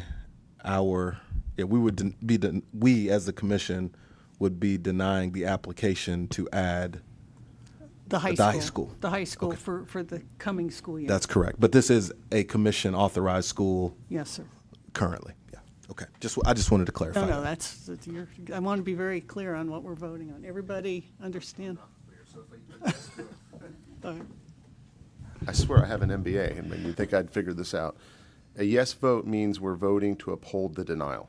Correct. Got it. All right. Okay. Having a motion and a second made, Hayden, will you call the roll? Commissioner Carter. Commissioner Levine. Yes. Commissioner Patterson. Yes. Commissioner Eddie Smith. Commissioner Lauren Smith. No. Commissioner Tudor. No. Commissioner Woodson. Commissioner Griscom. Chair Richards. Aye. Madam Chair, you have 5 ayes, 4 noes. All right, so we have upheld the denial from the decision of the MNPS to reject the amended application of Nashville Collegiate Prep.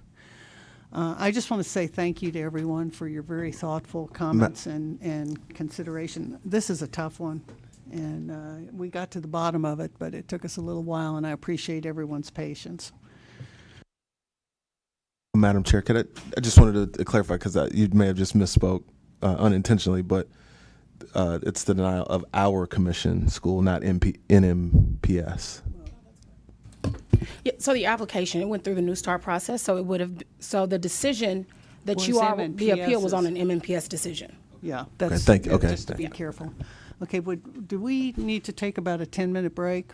Would that make people happy? Okay, all right, let's adjourn for 10 minutes and then we'll come back.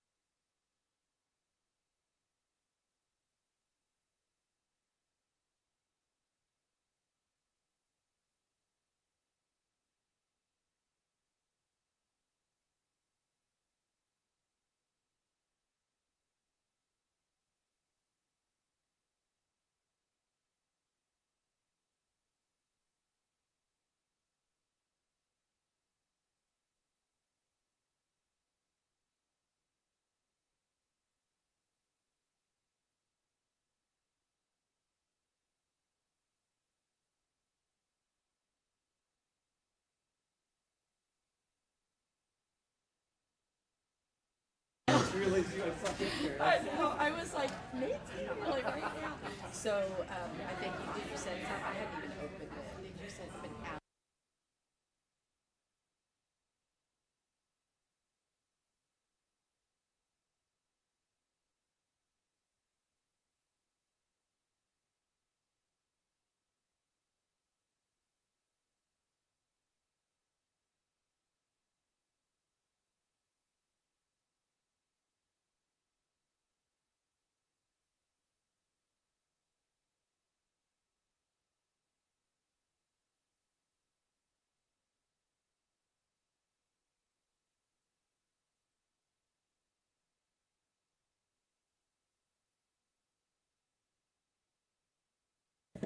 Check, check. Let's just turn this mic off.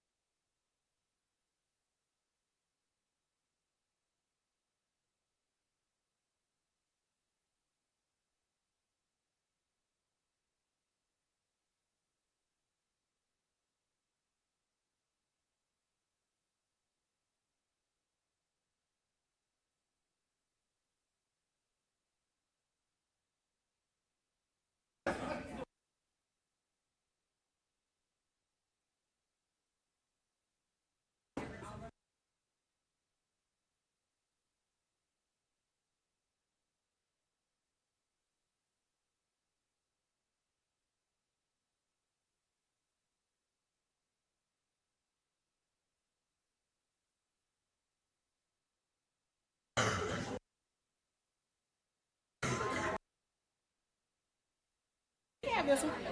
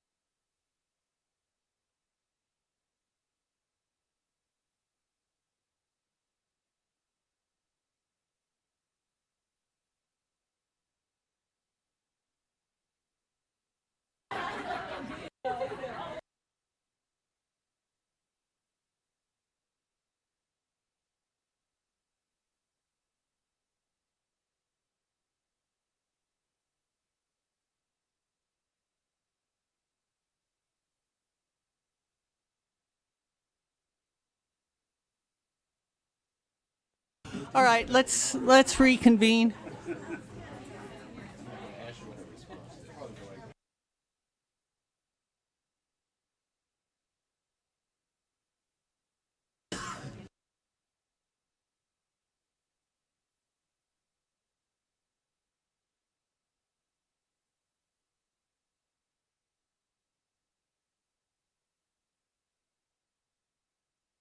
He's there.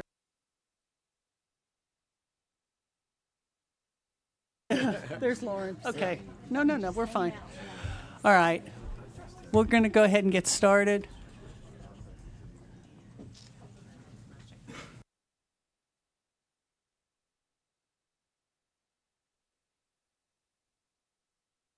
Okay, we can get everyone's attention.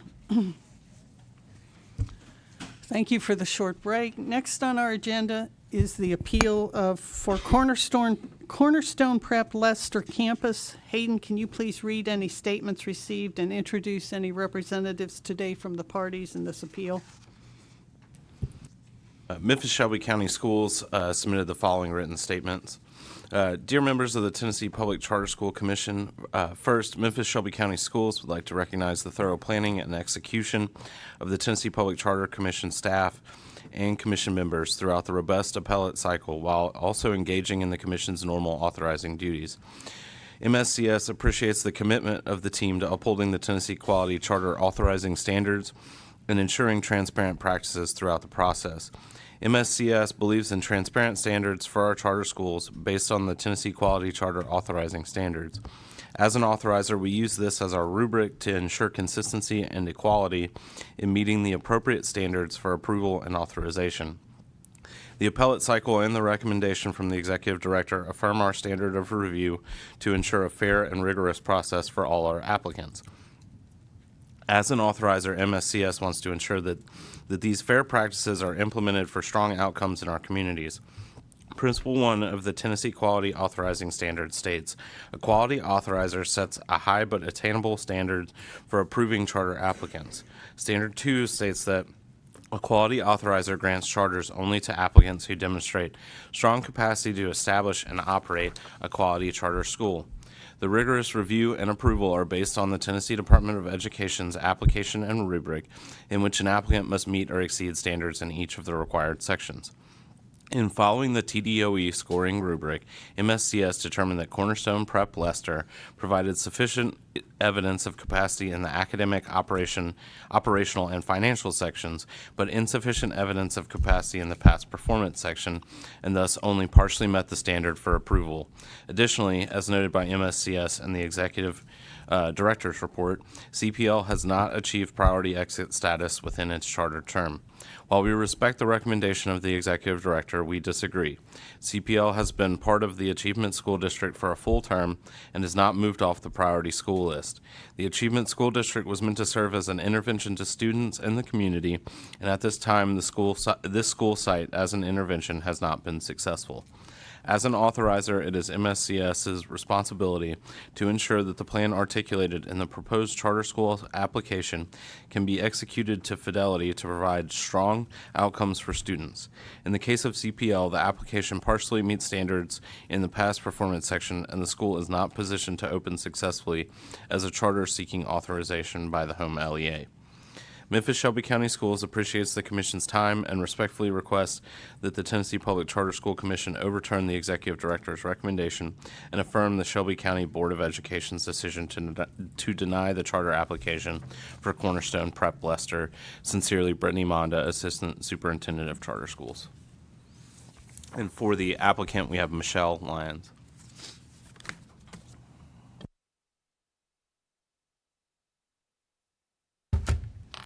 Good morning. My name is Michelle Lyons. I have served as the principal of Cornerstone Prep Denver campus for the past 6 years. I've been a part of Capstone Education Group for the past 7 years. I'm currently serving as the principal of Cornerstone Prep Denver campus and CEG's Chief Schools Officer. We are thrilled to read the Executive Director and Review Committee's report and recommendation that Cornerstone Prep Leicester campus has met and exceeded the metrics outlined in the Department of Education's application scoring rubric, and was contrary to the best interest of our students and our community and the LEA. As stated in the report, both of CEG's other schools earned priority exit status and are currently authorized by the Commission. CPL missed this status by 1 point prior to the pandemic. Then the pandemic hit, and our scholars endured significant learning loss. And CPL had to recalibrate and to restart the process of increasing student achievement and mastery levels that we had seen prior to COVID-19. After the pandemic, as a network, we have adjusted our blueprint to ensure high-quality instructional materials, strong assessment and data analysis, and clear processes to serve our students and scholars with disabilities. We have increased our awareness of the adverse childhood experiences impacting our scholars and have a goal to provide appropriate supports for all of our scholars, regardless to identification. Finally, at CPL, we hired a new leadership team. This team will help us regain the lost learning and to get our students and our school back on track to earning priority exit status. The changes that we made have delivered promising results at CPL for the last 2 years. ELA and science mastery has doubled over the course of the last 2 years. While CPL is still identified as a priority school based on the 2021-22 school year data, the school has shown consistent year-over-year academic growth, as has the entire CEG network of schools, which demonstrates that overall academic progress is being made under CEG. CPL was the lowest performing school in the state of Tennessee when CEG took over. CEG moved that school to within 1 point of exit status before the pandemic. We know what we need to do. and we have a plan in place to do so. We need to hit AMO and TVAS 5 in every subject. We can do so with given the opportunity. We are asking that you overturn the decision, and lastly, please appreciate our parents' perspective. Our parents have submitted letters stating that they would like for us to continue serving as their neighborhood school. We ask to continue to do so. Thank you. Thank you. We will now move on to a presentation from Tess Stovall regarding Cornerstone Prep Leicester. You are recognized. Thank you, Chair Richards. And this is the first of two appeals that we are going to be considering that are operators currently operating within the Achievement School District. And so we talked a little bit about that yesterday, but I want to ground us right now in kind of what is the charge of the commission in this appeal, and then the next appeal we'll discuss. So this appeal is for the Cornerstone Prep Leicester campus. And so in 2012, the Department of Education assigned Cornerstone Prep Leicester, which was an existing Memphis Shelby County school, to the Achievement School District because of its designation and continued designation as a priority school, which qualifies as a school that is in the lowest 5% of achievement within the state. So in the 2012-23 school year, Capstone Education Group, which is the charter management organization for Cornerstone Prep Leicester, opened the campus within the ASD. And so they have been the continual charter management organization for this school over the past 10 years. The school, the Capstone as the operator, is in its 10th year under its charter agreement with the Achievement School District. And because the school has not achieved priority exit status, which is designated as higher than average student achievement or student growth, they did not have the option to apply directly to the commission through our commission pathway in statute. That is how the commission currently has in transition other ASD schools. So if a school has not met priority exit status, then and it wants to continue operating, it has to go through the New Start application process, which is how it becomes to us here on appeal. So Capstone Education Group applied to Memphis Shelby County Schools for a new 10-year charter agreement. So I want to make sure that is clear that in other ASD applications that this commission has considered, the application is to continue and finish their 10-year charter term under the commission, and then we would go through a renewal cycle. In this case, and in the appeal we will hear after this, it is for a new 10-year charter term. So the charge of the commission remains the same for these ASD operators around we're using the state rubric, it's a New Start application. However, these operators have past performance that was included within their application and is the charge of the commission to consider. It was a part of our application review process. So similar to our traditional process, we held capacity interviews, we held public hearings, we accepted public comment, but we also reviewed and considered the applicant's performance data over the term of their charter agreement. And that's, including both internal and state assessments, TN Ready, TCAP, TVOS, ACT, if applicable, so that we could get a sense of how the school has performed under the intervention of the ASD. The charge of the commission and in their decision here today is whether or not Capstone Education Group, as the charter management organization, should receive another 10-year charter term. It is not, does Cornerstone Prep Leicester as a school cease to operate? If the commission denies Cornerstone Prep or Capstone Education Group's request for additional 10 years, then the school itself would transition back to Memphis Shelby County Schools, and ultimately it would be Memphis Shelby County Schools that is in charge of running that school. when we get to this, I ask a very specific question in both public hearings that what should Memphis, if this school were to transition back to Memphis-Shelby County Schools, what should parents and families expect? And in both this appeal and the appeal we'll discuss afterward, the school district said that they will keep the school open. They will move it into its I zone, which is this zone for schools that have additional supports. And so from a student and parent perspective, while the operator would change, the school itself will continue to operate. So I'm going to move into now the reasons for my recommendation to give Capstone Education Group a new 10-year charter term. So Cornerstone Prep Leicester is one of 4 currently operating schools for Capstone Education Group. 3 of those 4 schools are currently within the commission's portfolio. There are 2 schools within the commission's portfolio that were former ASD schools that achieved priority exit and then have been approved to transition. They also have a New Start school that is currently in operation under the portfolio of the commission. So this is their 4th operating school. What we saw when both reviewing the academic plan and also the capacity interview was a true commitment to high quality education and a true data-driven decision-making process within the school.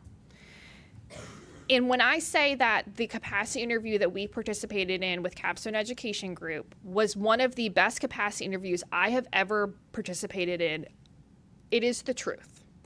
Though the network and the school leaders were so dialed in on what is happening within the school, could speak to very specific ways that students with disabilities are served, identified, English learners, how does RTI work, what adjustments are they making.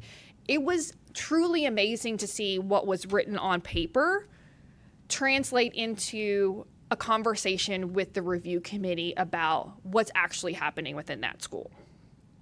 They are deeply committed to the well-being of students in the school with additional supports. And this school is located in a very challenging community of Memphis. I think it's important to note that, as we talked about yesterday around Memphis-Shelby County's policy around saturation, this is actually an area of Memphis where the district has said they need additional seats. And I appreciate that this operator has a commitment to continue to serve this very challenging area of Memphis where there need to be more seats and more quality seats. The applicant boasts a strong financial team and transparent budgeting. They benefit from the network that they are in. They are able to provide additional resources to schools across their network, which is really great when we think about and talk about their facility challenge that is coming. The biggest challenge that this operator will have in the future is around their facility. Through the application pathway that our schools that have come to us from the ASD, there are specific facility things in statute that they can access. The school district has to lease the building to them for a certain period of time. They have to give them the option to sell the building. Any operator that is coming through the New Start appeal process, like the ones we're discussing today, there are no facility guarantees. So this operator will have to figure out very quickly, what is the facility plan? Is Memphis-Shelby County in a position where they're willing to discuss either leasing or selling the building? And if they're not, what will they do with the current students in the building? That was something that we discussed as a part of our public hearing, as a part of our capacity interview, but I want to name that for you all, as this is a real challenge that this operator faces. We particularly were impressed with the school leadership and the professional development that is offered and is very intentional to the student data and the driving of success within this campus. We acknowledge that the school has not exited the priority school list. And so this is why this recommendation is nuanced, because when we're thinking about Has Capstone Education Group as a charter management organization demonstrated the ability to successfully turn around schools, successfully move the needle in a very difficult environment? We found that the answer is yes. They have moved 2 of their 3 schools within the Achievement School District into priority exit status, and ultimately those schools are now under the commission. So while Cornerstone Prep Leicester has not made that achievement yet, what we are seeing within the deep dive of the data is that they are on a renewed trajectory post-pandemic to continue to improve the academic achievement. As we discussed earlier, this is a current commission operator. They are very clear on what our expectations are for our schools. But we also have context within our performance framework for schools that have exited the ASD, such that we are able to both hold a high bar for expectations, but also recognize the community context in which our schools operate. That includes both recognizing student growth, comparative within subgroups, in order to really see how are those students being served within schools in compared to the subgroup performance of Memphis-Shelby County. So ultimately, based on the totality of the record, I determined that Capstone Education Group as a charter management organization has unique strengths that it is demonstrated in its experience within the Achievement School District. They have analyzed student data. They continue to analyze student data well, such that the current model has both showing initial trends of improvement post-pandemic, and that also, I believe, will continue to show those trends. They've demonstrated clear capacity with both their network and their school team. So it is based on the totality of the record that it is my recommendation that the commission give Capstone Education Group a new charter term to serve Cornerstone Prep Leicester, and what that would mean would be overturning Memphis-Shelby County's decision in this appeal. And I will turn it over to Chair Richard for additional questions. Right. We're going to have comments and questions, but before we start, I think Commissioner Lauren Smith has something she wants to say. I'll be recusing myself from this vote due to a conflict of interest. Thank you. Okay, thank you. All right, to start, do any commissioners want to speak or ask questions? Commissioner Eddie Smith. So, Tess, I think one of the things that I want to just add a little more color, because I think a couple of things that I just don't want people to forget. In and around all of this that's happening, we also had quite a turbulent time within the ASD of the superintendent change that caused a lot of problems. Then you had the pandemic. Then you had a couple of years where we weren't able to do testing to actually have the data to use because of issues with the provider and stuff. So based on all of that, you still feel that this school, post-pandemic, is now back on the trajectory of moving out of the priority status within the next, let's just say, 3 to 5 years? That is correct, and that is because of the demonstrated capacity and ability of the network to do it at both a school that's on the same campus. I failed to acknowledge that Leicester Prep is the 6 through 8 school, where Cornerstone Prep Leicester is the K through 5. So they have demonstrated with the same student population, with, to be honest, the middle schools probably being a harder grade level to serve, just as we talked about, they've demonstrated the ability to move the needle on student achievement to reach priority exit status, such that given that the ability to operate in more of a K-8 model at the campus, I do believe that this operator has demonstrated both the academic and operational and financial capacity, such that if the commission were to approve this application, that, as you stated, over the next couple of years, that we will see continued academic improvement. As we've discussed, if they do not, then we will use our intervention policy. Can you help me, knowing all of that, and the reason I said it the way I did is, can you help me understand how the district came under just the portfolio review and performance to a does not meet expectations? Sure. I think in our analysis and in our conversation with at the public hearing, I acknowledge that the district says that a school has been within the Achievement School District for 10 years, that it is a targeted intervention for the lowest performing schools, and that this school has not exited the priority school list, and that ultimately that is the real test of the academic model. And it is their determination that because of that, they do not believe that Capstone Education Group should be given a new charter term and then ultimately rated it as not meeting standard. Commissioner Tudor? I appreciate that perspective from Memphis Shelby County Schools. I get it. I think it's reasoned, but I disagree. And just a generic comment, this is a little bit more personal for me, although I have no connection or conflict of interest with Cornerstone. My family and I lived in the Binghamton community for 3 years. It's been some time now, but I just a stone's throw away, really. And I know children and families who have directly benefited from these schools. And so I just want to personally thank the team, the leadership, the teachers on the ground. This school is an anchor in Binghamton, which is one of the poorest communities in our city. It's absolutely amazing to me that they've taken it from the lowest performing school in the ASD to the cusp of exit status. I know there's work to do, but I think they have this group has a demonstrated track record of performance at their other facilities. So I just wanted to personally say thank you. This is what it's all about. The progress is, it's so encouraging. It gives so much hope to people in this community and across the city. So thank you for what you do. Commissioner Patterson? Thank you, Madam Chair.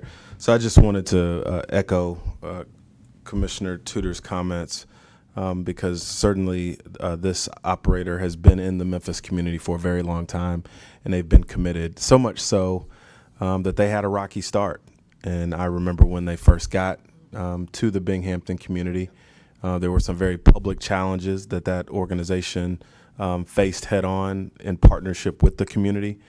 And I do agree with Executive Director Stovall's recommendation in this case because of the strength of that leadership and the commitment to community, and also the extensive network portfolio that they have. This is not the case of evaluating one school, but this is the case of evaluating an entire network. And that network shares resources both academically and also financially. So I am certainly really excited about the promise and the future for this organization. And I'll lastly just state this is also why taking each of these schools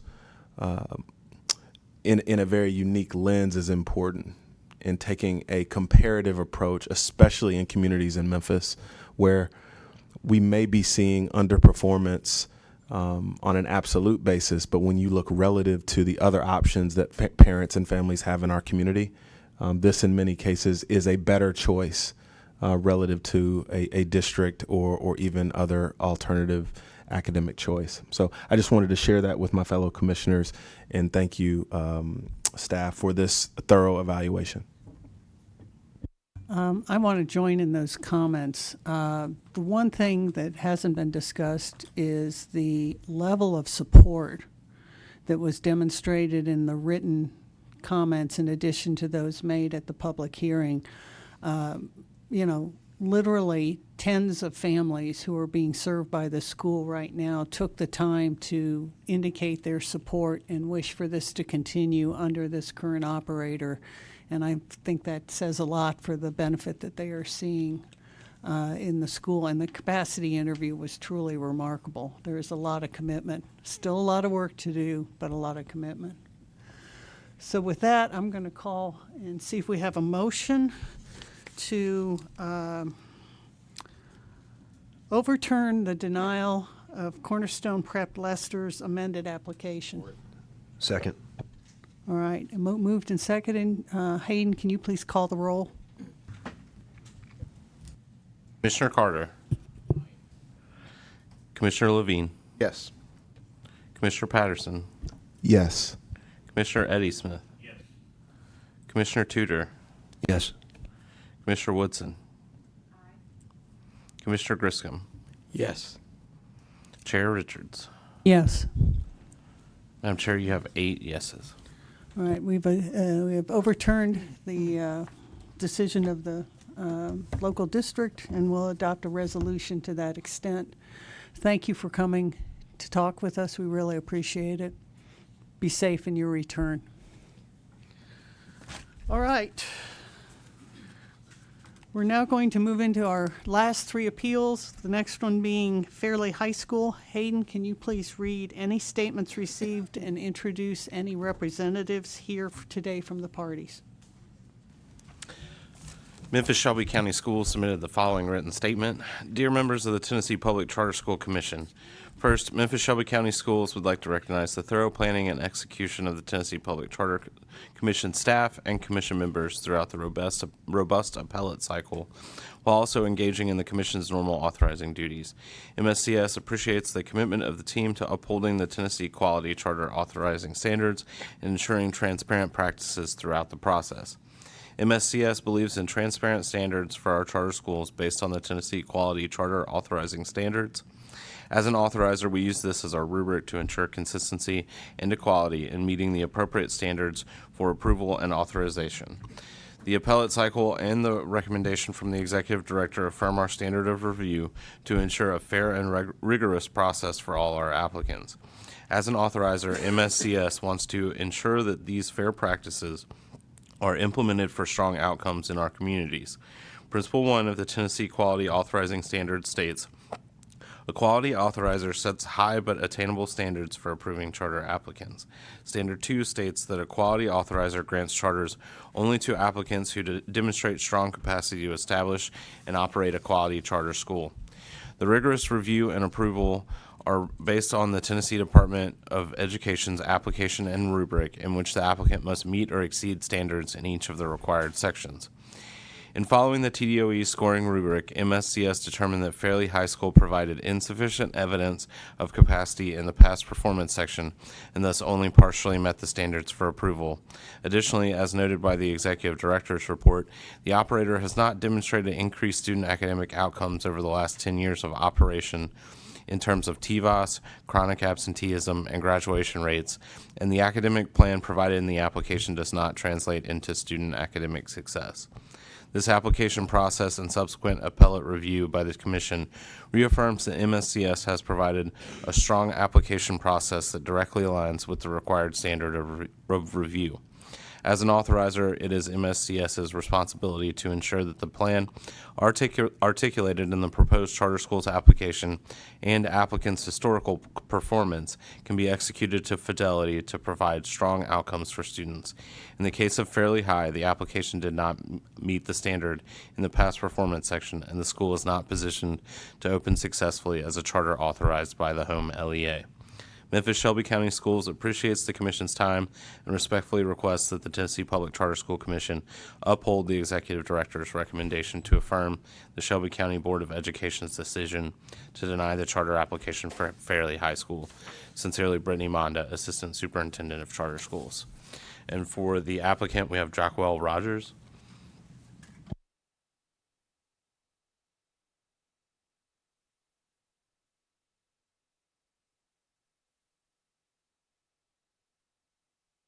Morning. My name is Jacquel Rogers. I am the Executive Director for Greendale Public Schools. This is going into my second year as Executive Director, and I would love to have been in this seat a few years earlier. We have 5 leading green principles at Greendale. Own it, get it right, stretch it, team strong, and it's all about the students. I own that we did not meet the standard for performance. We want to get it right. Our new team is reflective, we are collaborative, and we are responsive to feedback. A very smart person told us that we had a chronic absenteeism problem. And so we realigned, we have been working in our organization to realign our focus on a plan to really strongly address chronic absenteeism. We have reassessed some roles in our organization to look at how we are addressing chronic absenteeism with the population that we serve. We serve a very unique population. We are stretching it. We have never really had a response to intervention. I have an chief academic officer who is committed to really working to ensure that we are addressing all students and the needs of all students, especially our subgroups and our Tier 3 students. We've been team strong. We have a new leader at Fairleigh. He really has invested in the community, and the community is invested in him. Our entire team, especially our chief of schools, who has been our most successful principal, as you will find if you look at Wooddale Middle School, has a renewed interest and investment in how we are coaching principals and how we are looking at our data, and we're being very responsive to what needs to be done. And then finally, it's all about the students. We serve a very unique population. I'm so committed to these students because they are my neighbors. I do not drive into Fairleigh. I could walk to work. I live in that community. I've worked in this community. I believe in this community. I believe that we are a better option than what Memphis Shelby County School offers. Yes, we did not meet the performance, but there are so many other things that we have done at Fairleigh High School that go far beyond performance and go far beyond what you see on paper. I had a student tell me the other day, he used to be a student at Fairleigh, and I remember him, but he said, y'all be changing people's lives around here. I said, thank you, Aaron. I said, that's what we try to do. And so as the executive director, I have a renewed focus for what I would love for Fairleigh to be. We were benefits, we have recipients of the Innovative Schools Grant. We have initiated CTE for our students. And I just believe that we can make a difference and do some real turnaround work for the students at Fairleigh High School. Thank you. Thank you very much. We'll now proceed to the presentation from our Executive Director, Tess Stovall, regarding Fairleigh High School. Thank you, Chair Richards. So similar to the previous application that we discussed, in 2013, the Department of Education assigned Fairleigh High School to the Achievement School District because of its designation and historical designation as a priority school in Tennessee. So in 2014, Green Dot Public Schools became the charter management organization for Fairleigh High School to operate the school. Similar to the previous application, Fairleigh High School has not met priority exit status in its charter term, so therefore it did not have the direct pathway to the commission. Green Dot has applied to Memphis Shelby County Schools for a new 10-year charter agreement to operate Fairleigh High School. As mentioned in the previous appeal, in addition to the requirements of a new starter application, we did consider and review the past performance data of both the operator and Fairleigh High School in making this recommendation. During the public hearing, we specifically asked Memphis Shelby County Schools if this Fairleigh High School were to be ultimately denied at the commission level, what would happen to the building and the students? And Memphis Shelby County Schools stated that the school would transition back to Memphis Shelby County Schools. It would remain open and it would move into the I-zone with additional supports. So as a reminder, the commission's charge here today is not whether or not Fairleigh stays open or closed, but does Green Dot receive a new 10-year charter agreement to operate Fairleigh High School. So Green Dot currently has 5 schools that is operating under within Green Dot, Tennessee. 4 of those schools are under the Achievement School District, and 1 of those schools is under the Charter Commission. It is based on the totality of the application, the capacity interview, and the review of the record that I do not believe that the applicant meets the standards for approval, and am recommending that the commission uphold Memphis Shelby County's decision to deny the application. I first want to acknowledge the outpouring of support that we saw from the Fairleigh community. The Fairleigh High School is a staple within the Memphis community. It has been for a very long time. And we saw that both in terms of public comments from students and alumni, the Alumni Association, written comments. We got more written comments on this appeal than any other repeal that we received. So I don't take lightly the community and their love for Fairleigh High School. However, when I look at was the intervention within the Achievement School District, the operation of Green Dot at Fairleigh High School, did it show progress towards, exiting the priority list to meeting higher academic standards than previously were under Memphis Shelby County? I simply did not find evidence that this operator should have a new 10-year charter term. And while we found that the academic model itself was based on strong curriculum and professional development supports, what we didn't see was evidence that translated into improved student outcomes. Their chronic absenteeism is a challenge. It's a challenge everywhere, but in particular, we saw very high rates of chronic absenteeism. And while there were lots of wraparound supports provided to students, we didn't see how that was translating into a reduction in chronic absenteeism.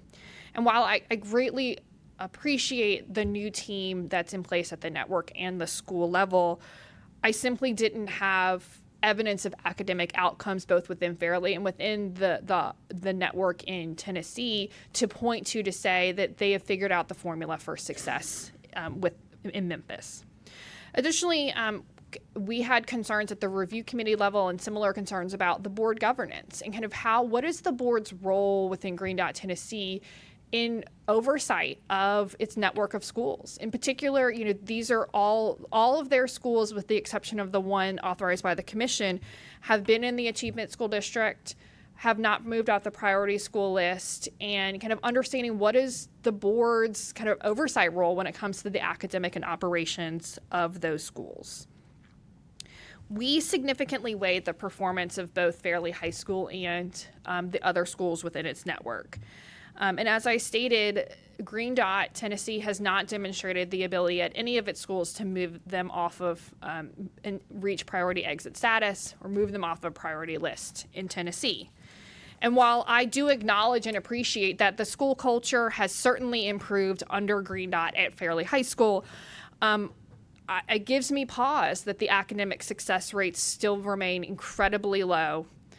TVOS data particularly has remained inconsistent and low, and that graduation rates are below the district average. And when I think about what was the purpose of the Achievement School District, although no one in this room was responsible for it, it really was to drive student achievement in schools that were chronically low performing. And for me to be able to recommend a new charter agreement for an operator, I need to be able to point to evidence that shows a demonstrated ability to implement school turnaround and to move academic achievement.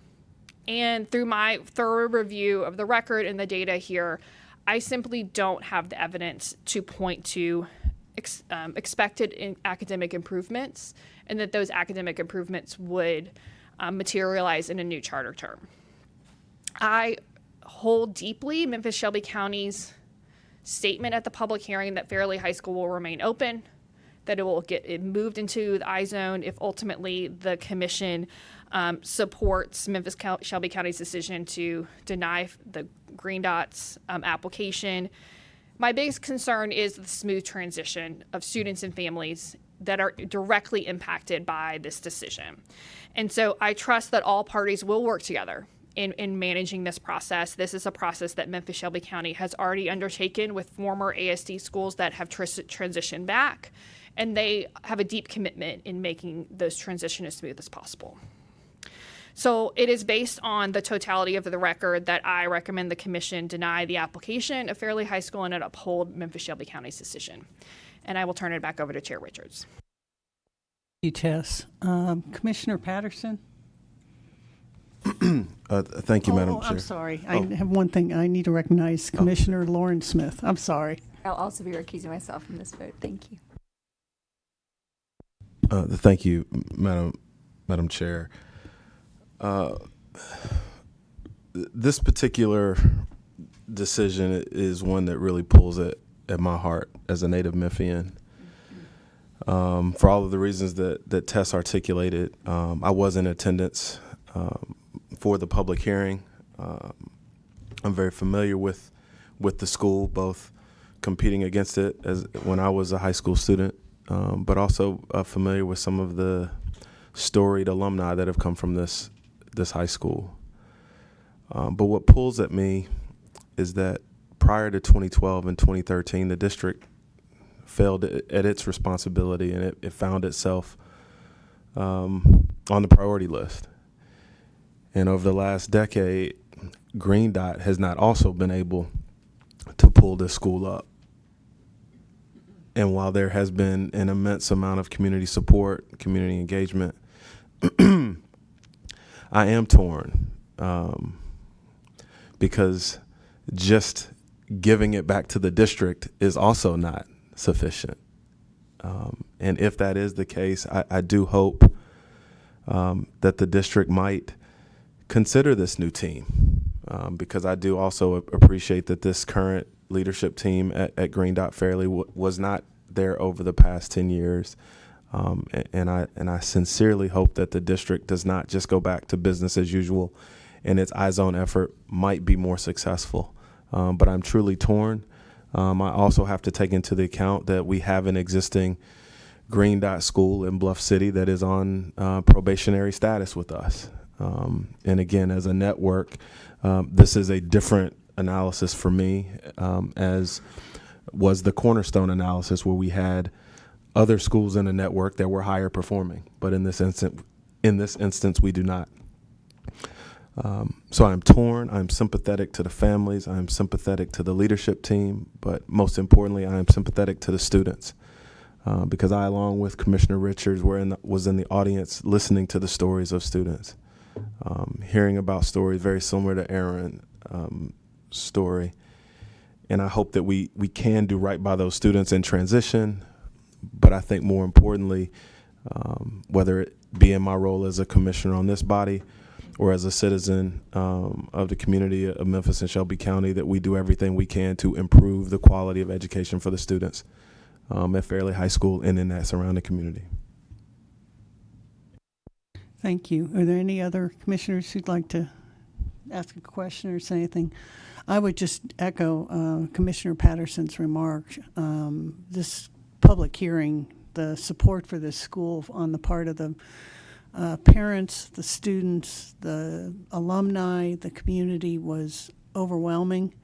As Executive Director Stovall has said, this is not our role to determine if Fairleigh High School remains open. We've recommended to Memphis-Shelby County that should we uphold their decision, that it should, and have asked them to persist with a smooth transition and also evaluate all of the wraparound resources that can be made available to the students who attend Fairleigh.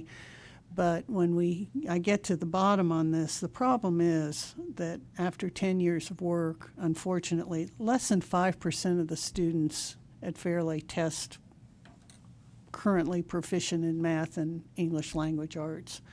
And that's failure for those students. I mean, that's 95% are not testing proficient. And there's got to be a different approach.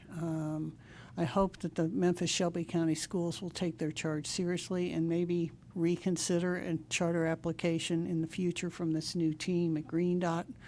But at this point in time, I have to agree with our executive director. So with that, I'm going to go ahead and ask.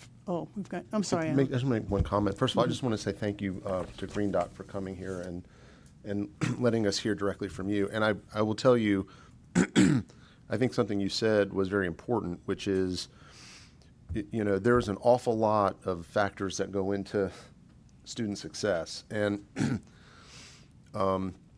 some of those headwinds, particularly for many of these students that really come from a tough background, aren't your creation. And so if you hit a bump in the road here with us, your passion comes through. And I do hope you'll follow the guidance and wisdom of those who have spoken before me and keep pursuing what is clearly your passion, which is those kids and the success of those kids.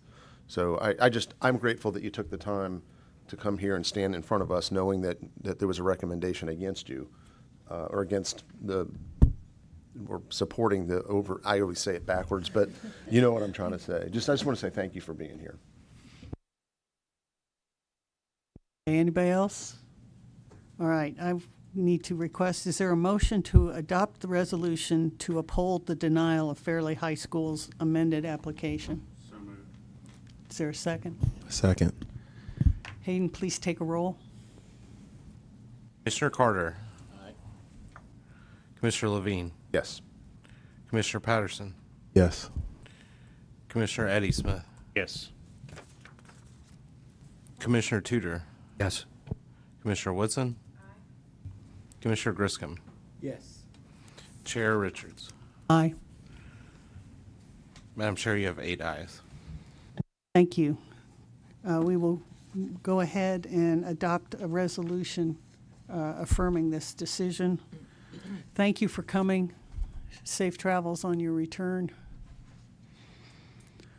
All right, the next appeal on our agenda is for the Empower Career and College Prep Charter School. Hayden, can you please read any statements received and introduce any representatives here today from the parties on this appeal?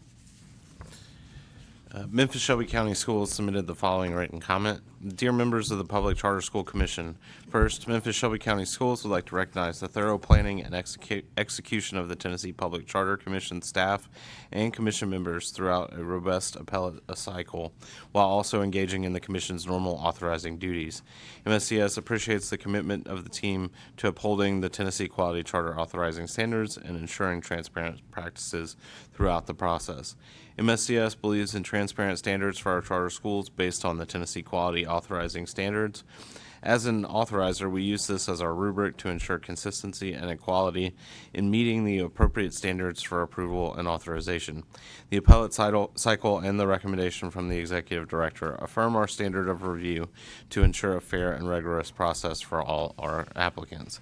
As an authorizer, MSCS wants to ensure that these fair practices are implemented for strong outcomes in our communities. Principle 1 of the Tennessee Quality Authorizing Standards states, a quality authorizer sets high but attainable standards for approving charter applicants. Standard 2 states that a quality authorizer grants charters only to applicants who demonstrate strong capacity to establish and operate a quality charter school. The rigorous review and approval are based on the Tennessee Department of Education's application and rubric, in which an applicant must meet or exceed the standards in each of the required sections. In following the TDOE scoring rubric, MSCS determined that Empower Memphis College and Career Prep, Empower Memphis, provided sufficient evidence of capacity in the academic, operational, and financial sections, and thus met the standards for approval based on the TDOE application and scoring rubric. However, the applicant did not meet local board policy due to saturation in the identified neighborhoods.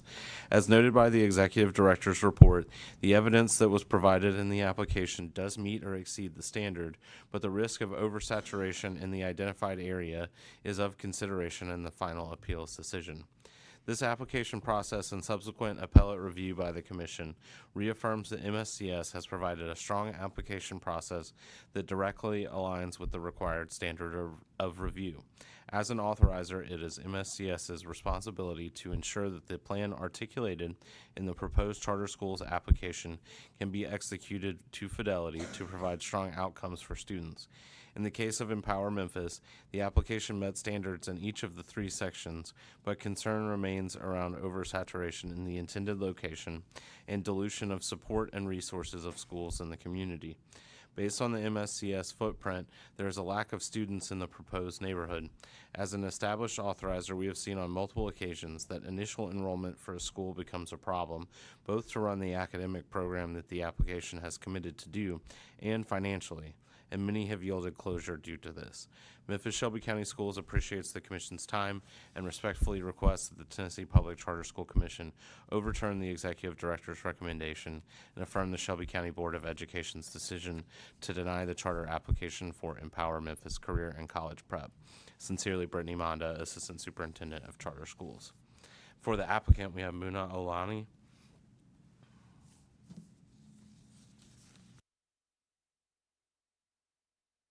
My name is Muna Alani. I am the lead founder of Empower Memphis Career and College Prep.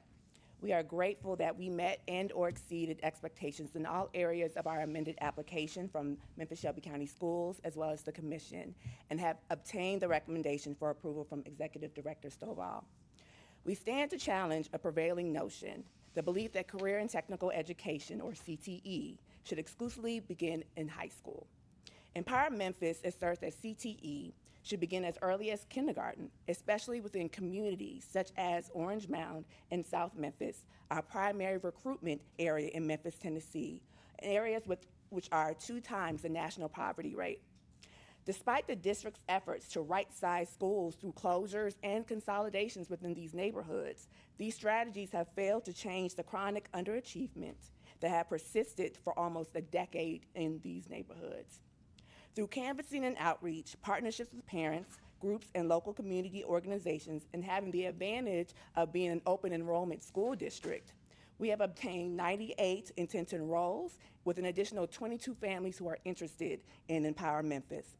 As a result of our multifaceted recruitment strategy, we are confident that we'll not only meet but exceed our enrollment goal of 100 students for year 1, by positioning Empower Memphis as a pioneering elementary school of its design, not only in South Memphis and Orange Mound, but also in the city of Memphis. We earnestly hope for you and your support to approve Empower Memphis Career and College Prep. Together, we can create a brighter future for our children and our communities in Memphis, Tennessee. Thank you for your time. All right, we will now move into a presentation by Executive Director Tess Stovall regarding the school. Thank you. Thank you, Chair Richards. So the appeal up for discussion currently is the Empower Memphis College and Career Prep, proposing to locate in the Orange Mounds, South Memphis community within Shelby County. As was stated both by the sponsor and the district, the review committee convened by Memphis Shelby County Schools rated this application as meeting or exceeding the state scoring rubric. However, the Memphis Shelby County Board denied the application based on its own local policy that considers seat saturation in an area where a school proposes to locate. As Ashley, our general counsel, covered yesterday, districts can request that applicants address local requirements. However, the commission is not bound by these local requirements. Based on the totality of the commission's process, I determined, similar to Memphis Shelby County Schools review committee, that the application does meet or exceed the standards of the state scoring rubric. However, as I do note in my recommendation, I do acknowledge the saturation in the area where the school proposes to locate, and I think this conversation as we get into this appeal should be a part of your deliberations on this appeal. So within the application, as well as in the capacity interview, it was clear that this applicant has a strong and clearly demonstrated community support for this proposed CTE model. The Career Exploration Program presents opportunities for students in elementary school to engage with possible careers, and as well as the academic plan has strong alignment to ELA and math instructional plans, as well as plans to serve special populations. As was stated by the sponsor and evidence through the public hearing, they already have intents to enroll from families, and also have done significant canvassing within the area to determine support for the school. However, the issue of oversaturation where the school plans to locate is a real one, and this is something that I do acknowledge that Memphis Shelby County as a district is trying to get its hands around, and I think you all as a commission, although not bound by this policy, as an entity that is operating within Memphis Shelby County, should consider this in your deliberations. We only want schools that are going to open high quality, and a part of that is meeting enrollment projections. And so while this school, if authorized, has a high possibility of being high quality, I also want us to acknowledge that a part of that is needing to get the students in the building that they need in order to generate the revenue, in order to execute on their proposed academic plan. The operational plan we found to be meeting the scoring rubric. Again, a strong governing board with experience, a diverse level of experience, and a school leader who has been through the Build, Sustain, Excel, Sustain program, the BES program, with extensive professional development in opening a school. They've identified targeted facility options within the community and have feasible renovation costs included within their budget. The financial plan is sound. I think, like many new start single site operators, there is both reliance on grants that would be offered post approval, as well as some initial philanthropic grants that they've already received. I also understand that for new start operators, it is hard to have grant money be approved before you get authorized. And I think when we look at new start operators, we are looking at both the ability to secure revenue, what are those line of credits or other additional options should revenue not come in where expected. And we found that ultimately this applicant has done all that they can up to this point to have a sound financial plan. But as I said, financial viability is contingent on enrollment. And, we do need to ensure that the school can open successfully, even with a variable enrollment. And so we did press within both the public hearing and the capacity interview around enrollment projections to try to ascertain if they were not able to meet their enrollment projections, could they be operationally viable? So as we've had significant discussion, we understand the charge of the commission is really to ensure that only the highest quality charter schools are in operation. And ultimately, this school and the academic plan presented, an operational plan, does meet the state's scoring rubric. Therefore, it is my recommendation that the commission approve this application. And if it opens successfully, I think this school will be a great option in the proposed community. But with that recommendation, I would encourage the commission to have a robust discussion on the saturation and understanding the school district and kind of where they are trying to right size, and how we as a commission in our decision making plays into those factors that are real, that I think will impact this school's operations. And with that, I'm happy to take any questions. Thank you. To start, I'm going to recognize Commissioner Patterson. Thank you, Madam Chair. I just wanted to state for the record and to my fellow commissioners that I will be recusing myself from this vote. But I do want to say that while there is saturation in many parts of Memphis and Shelby County, we always should have room for great schools and for great schools with high potential. Thank you.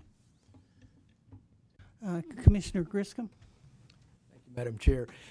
In my home county, Hamilton, we too are wrestling with too many schools and trying to figure out how to boil it down. It's a tough political issue, as we know. So I hope as Memphis Shelby County looks at this, that a new opportunity is being offered here doesn't get ruled out because of oversaturation, that it gets looked at in terms of maybe it's a better option to put in, and some of the other players are there, maybe that's where we make decisions. I can't make that call. I don't live there. Many of you all do, but I would hope that that's part of it. The last thing is, and this is looking down the road, but going back to my TBR days, I really was pleased to see a charter school that talks about career and college prep. And while this is just starting, I would hope that there is already discussions about how do we link up with the TCAT in Shelby County. how to reach out with the community college down there, and maybe be a model for figuring out how a school that's K-8 already has a relationship and a real career path with some higher education institutions that are there and offer that opportunity. Wouldn't it be interesting if the 8th graders already getting college credit? So thank you. Commissioner Tudor? Thank you, Madam Chair. I'm very sympathetic to the problem of oversaturation in Memphis Shelby County schools, and wholeheartedly agree with your analysis. And I do appreciate that can be a factor that we consider, but I look revisiting the statute, and the statutory imperative from the legislature is a 2-element test, right? Does it meet or exceed in those categories? And I agree, not only with our staff, but also with the school system that it does. So you check the box on the first element. The second element is whether it benefits the students, the community, or the LEA. And I think it's crystal clear, based on the record, that this will benefit the students and the community. Orange Mound, for those of you who don't know, is one of the oldest and proudest communities in the city of Memphis. It has a lot of challenges, but I think this is a beautiful and hopeful option for the students and community, especially with their career-oriented options.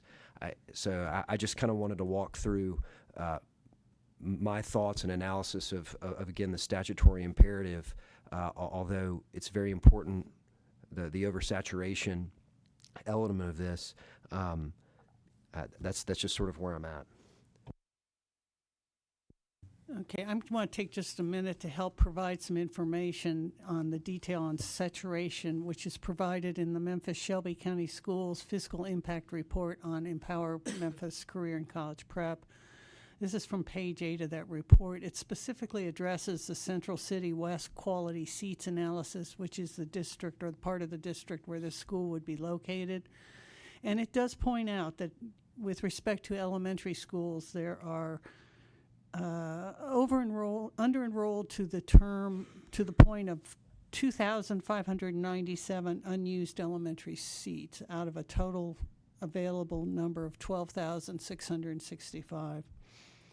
That being said, if you use 3 or higher on TVAS scoring as a marker for quality seats, the quality seats needed in the elementary level in this area are 2,622.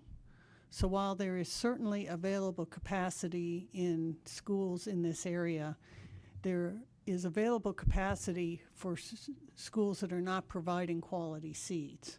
And this is the fundamental problem that Memphis Shelby County schools wrestle with in a lot of the areas of the city. Parents in this area are looking for quality opportunities for their children, and the public hearing on this school was particularly compelling. It takes a lot of bravery for a woman in her 50s to talk about the fact that when she was a high school person, she did not have any knowledge of career opportunities.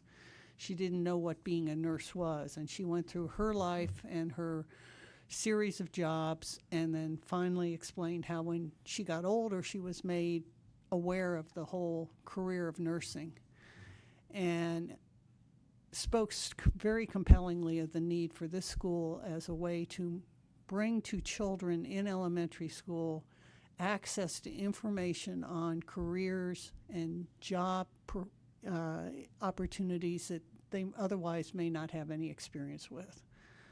So this is a very compelling application to me personally.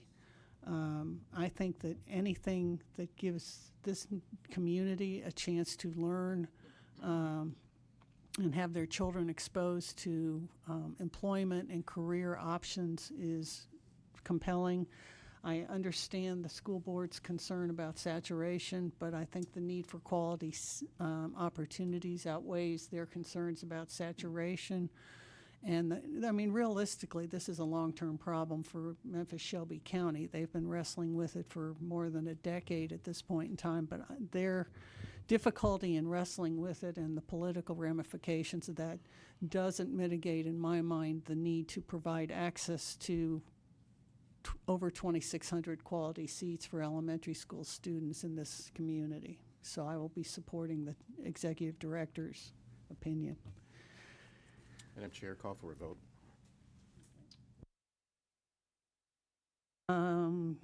We need a motion to adopt the resolution to overturn the denial of Empower College Career and College Prep Charter's amended application. Support. Okay, Hayden, please call the roll. Commissioner Carter. Commissioner Levine. Yes. Commissioner Eddie Smith. Commissioner Lauren Smith. Commissioner Tudor. Yes. Commissioner Woodson. Commissioner Griscom. Chair Richards. Yes. Madam Chair, you have 8 yeses. All right, great. We will adopt a resolution overturning the decision of the Memphis-Shelby County Schools. Thank you for coming. Be safe in your travels home. All right. Our final appeal on our agenda is for Pathways in Education Memphis Charter School. Hayden, will you please read any statements received and introduce any representatives here today from the parties in this appeal? Memphis-Shelby County Schools submitted the following written application. Dear members of the Tennessee Public Charter School Commission, first, Memphis-Shelby County Schools would like to recognize the thorough planning and execution of the Tennessee Public Charter Commission staff and commission members throughout a robust appellate cycle, while also engaging in the commission's normal authorizing duties. MSCS appreciates the commitment of the team to upholding the Tennessee Quality Charter authorizing standards and ensuring transparent practices throughout the process. MSCS believes in transparent standards for our charter schools based on the Tennessee Quality Charter authorizing standards. As an authorizer, we use this as our rubric to ensure consistency and equality in meeting the appropriate standards for approval and authorization. The appellate cycle and the recommendation from the executive director affirm our standard of review to ensure a fair and rigorous process for all our applicants. As an authorizer, MSCS wants to ensure that these fair practices are implemented for strong outcomes in our communities. Principle 1 of the Tennessee Quality Charter authorizing standards states, a quality authorizer sets high but attainable standards for approving charter applicants. Standard 2 states that a quality authorizer grants charters only to applicants who demonstrate strong capacity to establish and operate a quality charter school. The rigorous review and approval are based on the Tennessee Department of Education's application and rubric in which an applicant must meet or exceed standards in each of the required sections. In following the TDOE scoring rubric, MSCS determined that Pathways in Education Memphis provided insufficient evidence of capacity in the academic, operational, and financial sections, and thus only partially met the standards for approval. Additionally, as noted by the executive director's report, the evidence that was provided in the application lacked clarity and/or posed concerns in the areas of academics relating to alignment with the state's accountability system, special populations, governance, and finances. This application process and subsequent appellate review by the Commission reaffirms that MSCS has provided a strong application process that directly aligns with the required standard of review. As an authorizer, it is MSCS's responsibility to ensure that the plan articulated in the proposed charter schools application can be executed to fidelity to provide strong outcomes for students. In the case of Pathways in Education Memphis, the application partially met standards in each of the 3 sections, and the school is not positioned to open successfully without additional clarification in their academic, operations, and financial plans. Memphis-Shelby County Schools appreciates the Commission's time and respectfully requests that the Tennessee Public Charter School Commission uphold the Executive Director's recommendation to affirm the Shelby County Board of Education's decision to deny the charter application for Pathways in Education Memphis. Sincerely, Brittany Monda, Assistant Superintendent of Charter Schools. And for the applicant, we have Lisa Schwartz.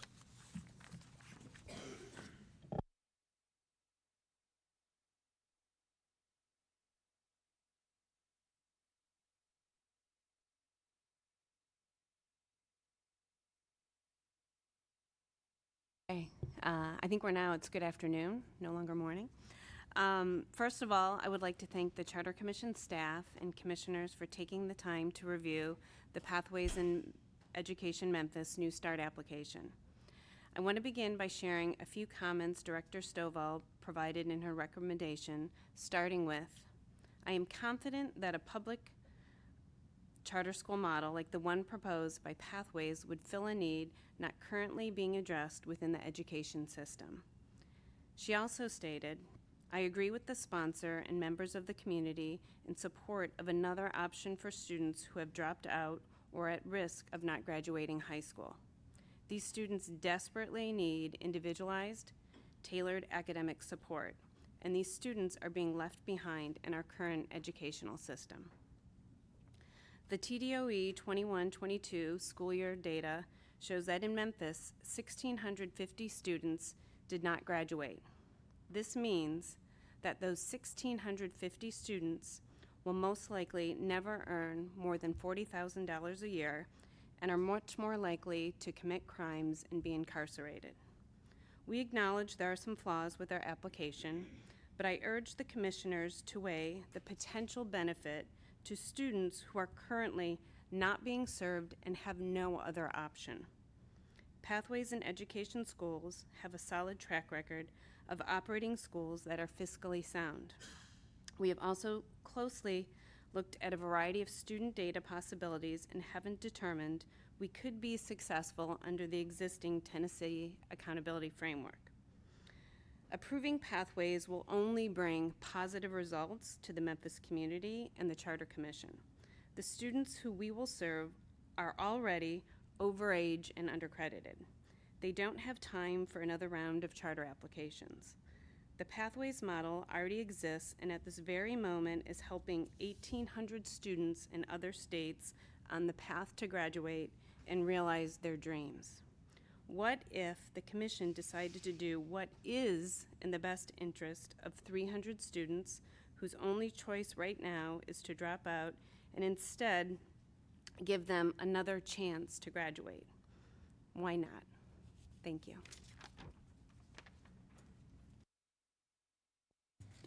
Thank you.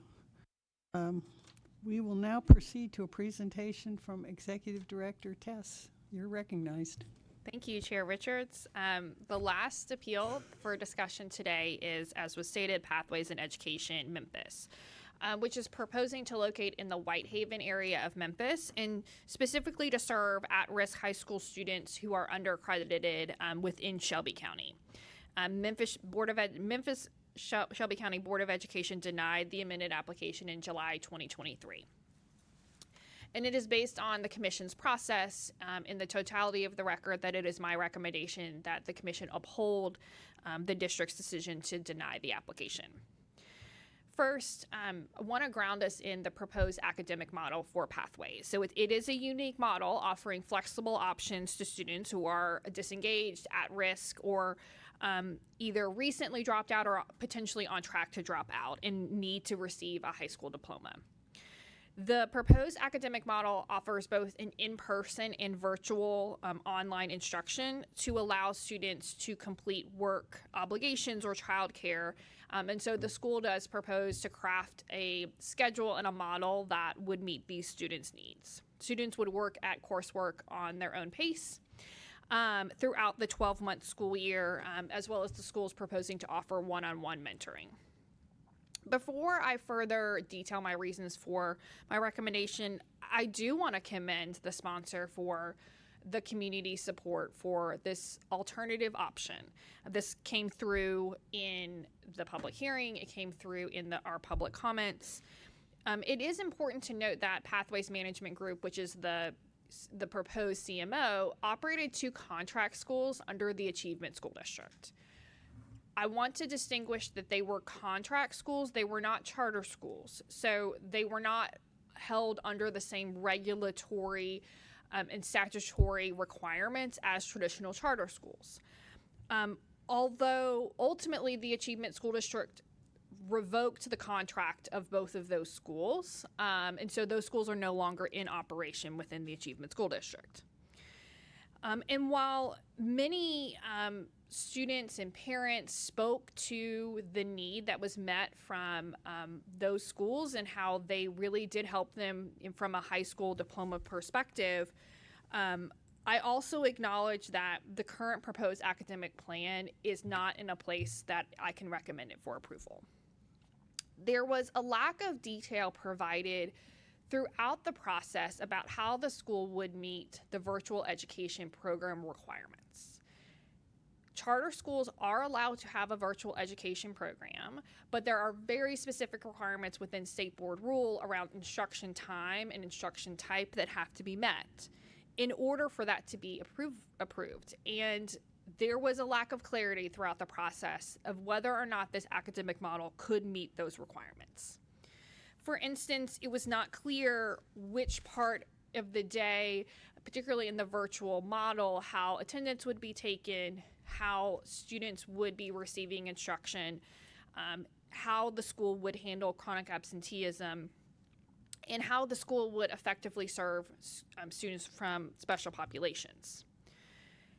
There were deficiencies noted within both the district's review and our review around the proposed governing board. The governing board has 3 members, which is very, very small for typical governing boards. And it really lacked critical expertise in overseeing a proposed school, particularly one that has a very unique model.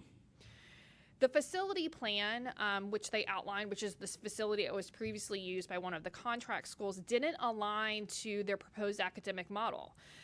It was not clear how they were going to fit the number of students that they projected to have within their school facility. And it was not clear how the board would ultimately oversee the facility plan and then also hold the CMO accountable. Additionally, we had a lot of questions about the overall financial viability of the school. And while I do acknowledge the Charter Management Organization does have strong finances, we couldn't get an accurate picture on how the school would manage the enrollment variability of serving both a 12-month school year and having students cycling in and out. Knowing how our Tennessee student funding works, and it is based on students in the building for the period of time they're in the building. In particular, I do also want to note that there is no current alternative performance framework allowed in Tennessee.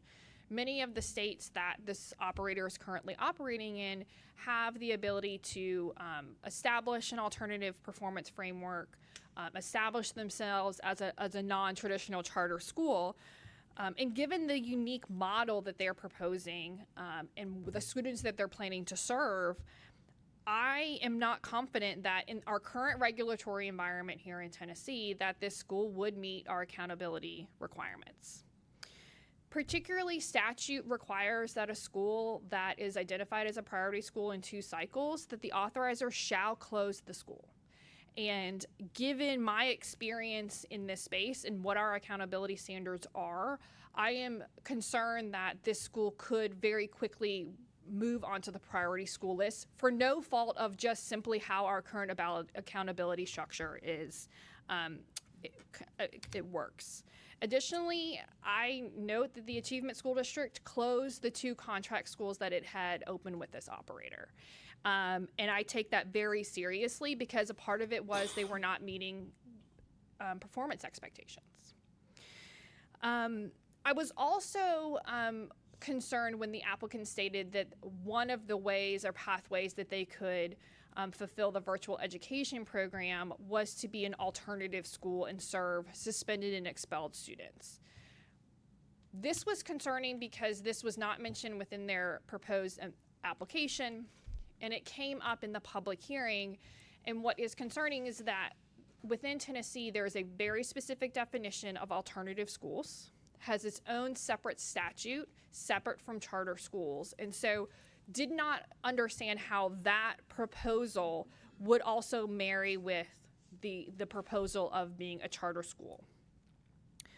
Ultimately, and as I said in the recommendation and as the sponsor stated, this is an area where Tennessee is, our education system needs to take a hard look at how are we serving students who are undercredited, dropping out, And how does that impact both our workforce and what are those opportunities? I 100% agree with that. We heard that in the community. However, both the proposed application as it stands and within the regulatory environment that we operate are really the basis for my recommendation to uphold the district's decision to deny this application. And with that, I will turn it back over to Chair Richards for questions. Do I have any commissioners who have questions?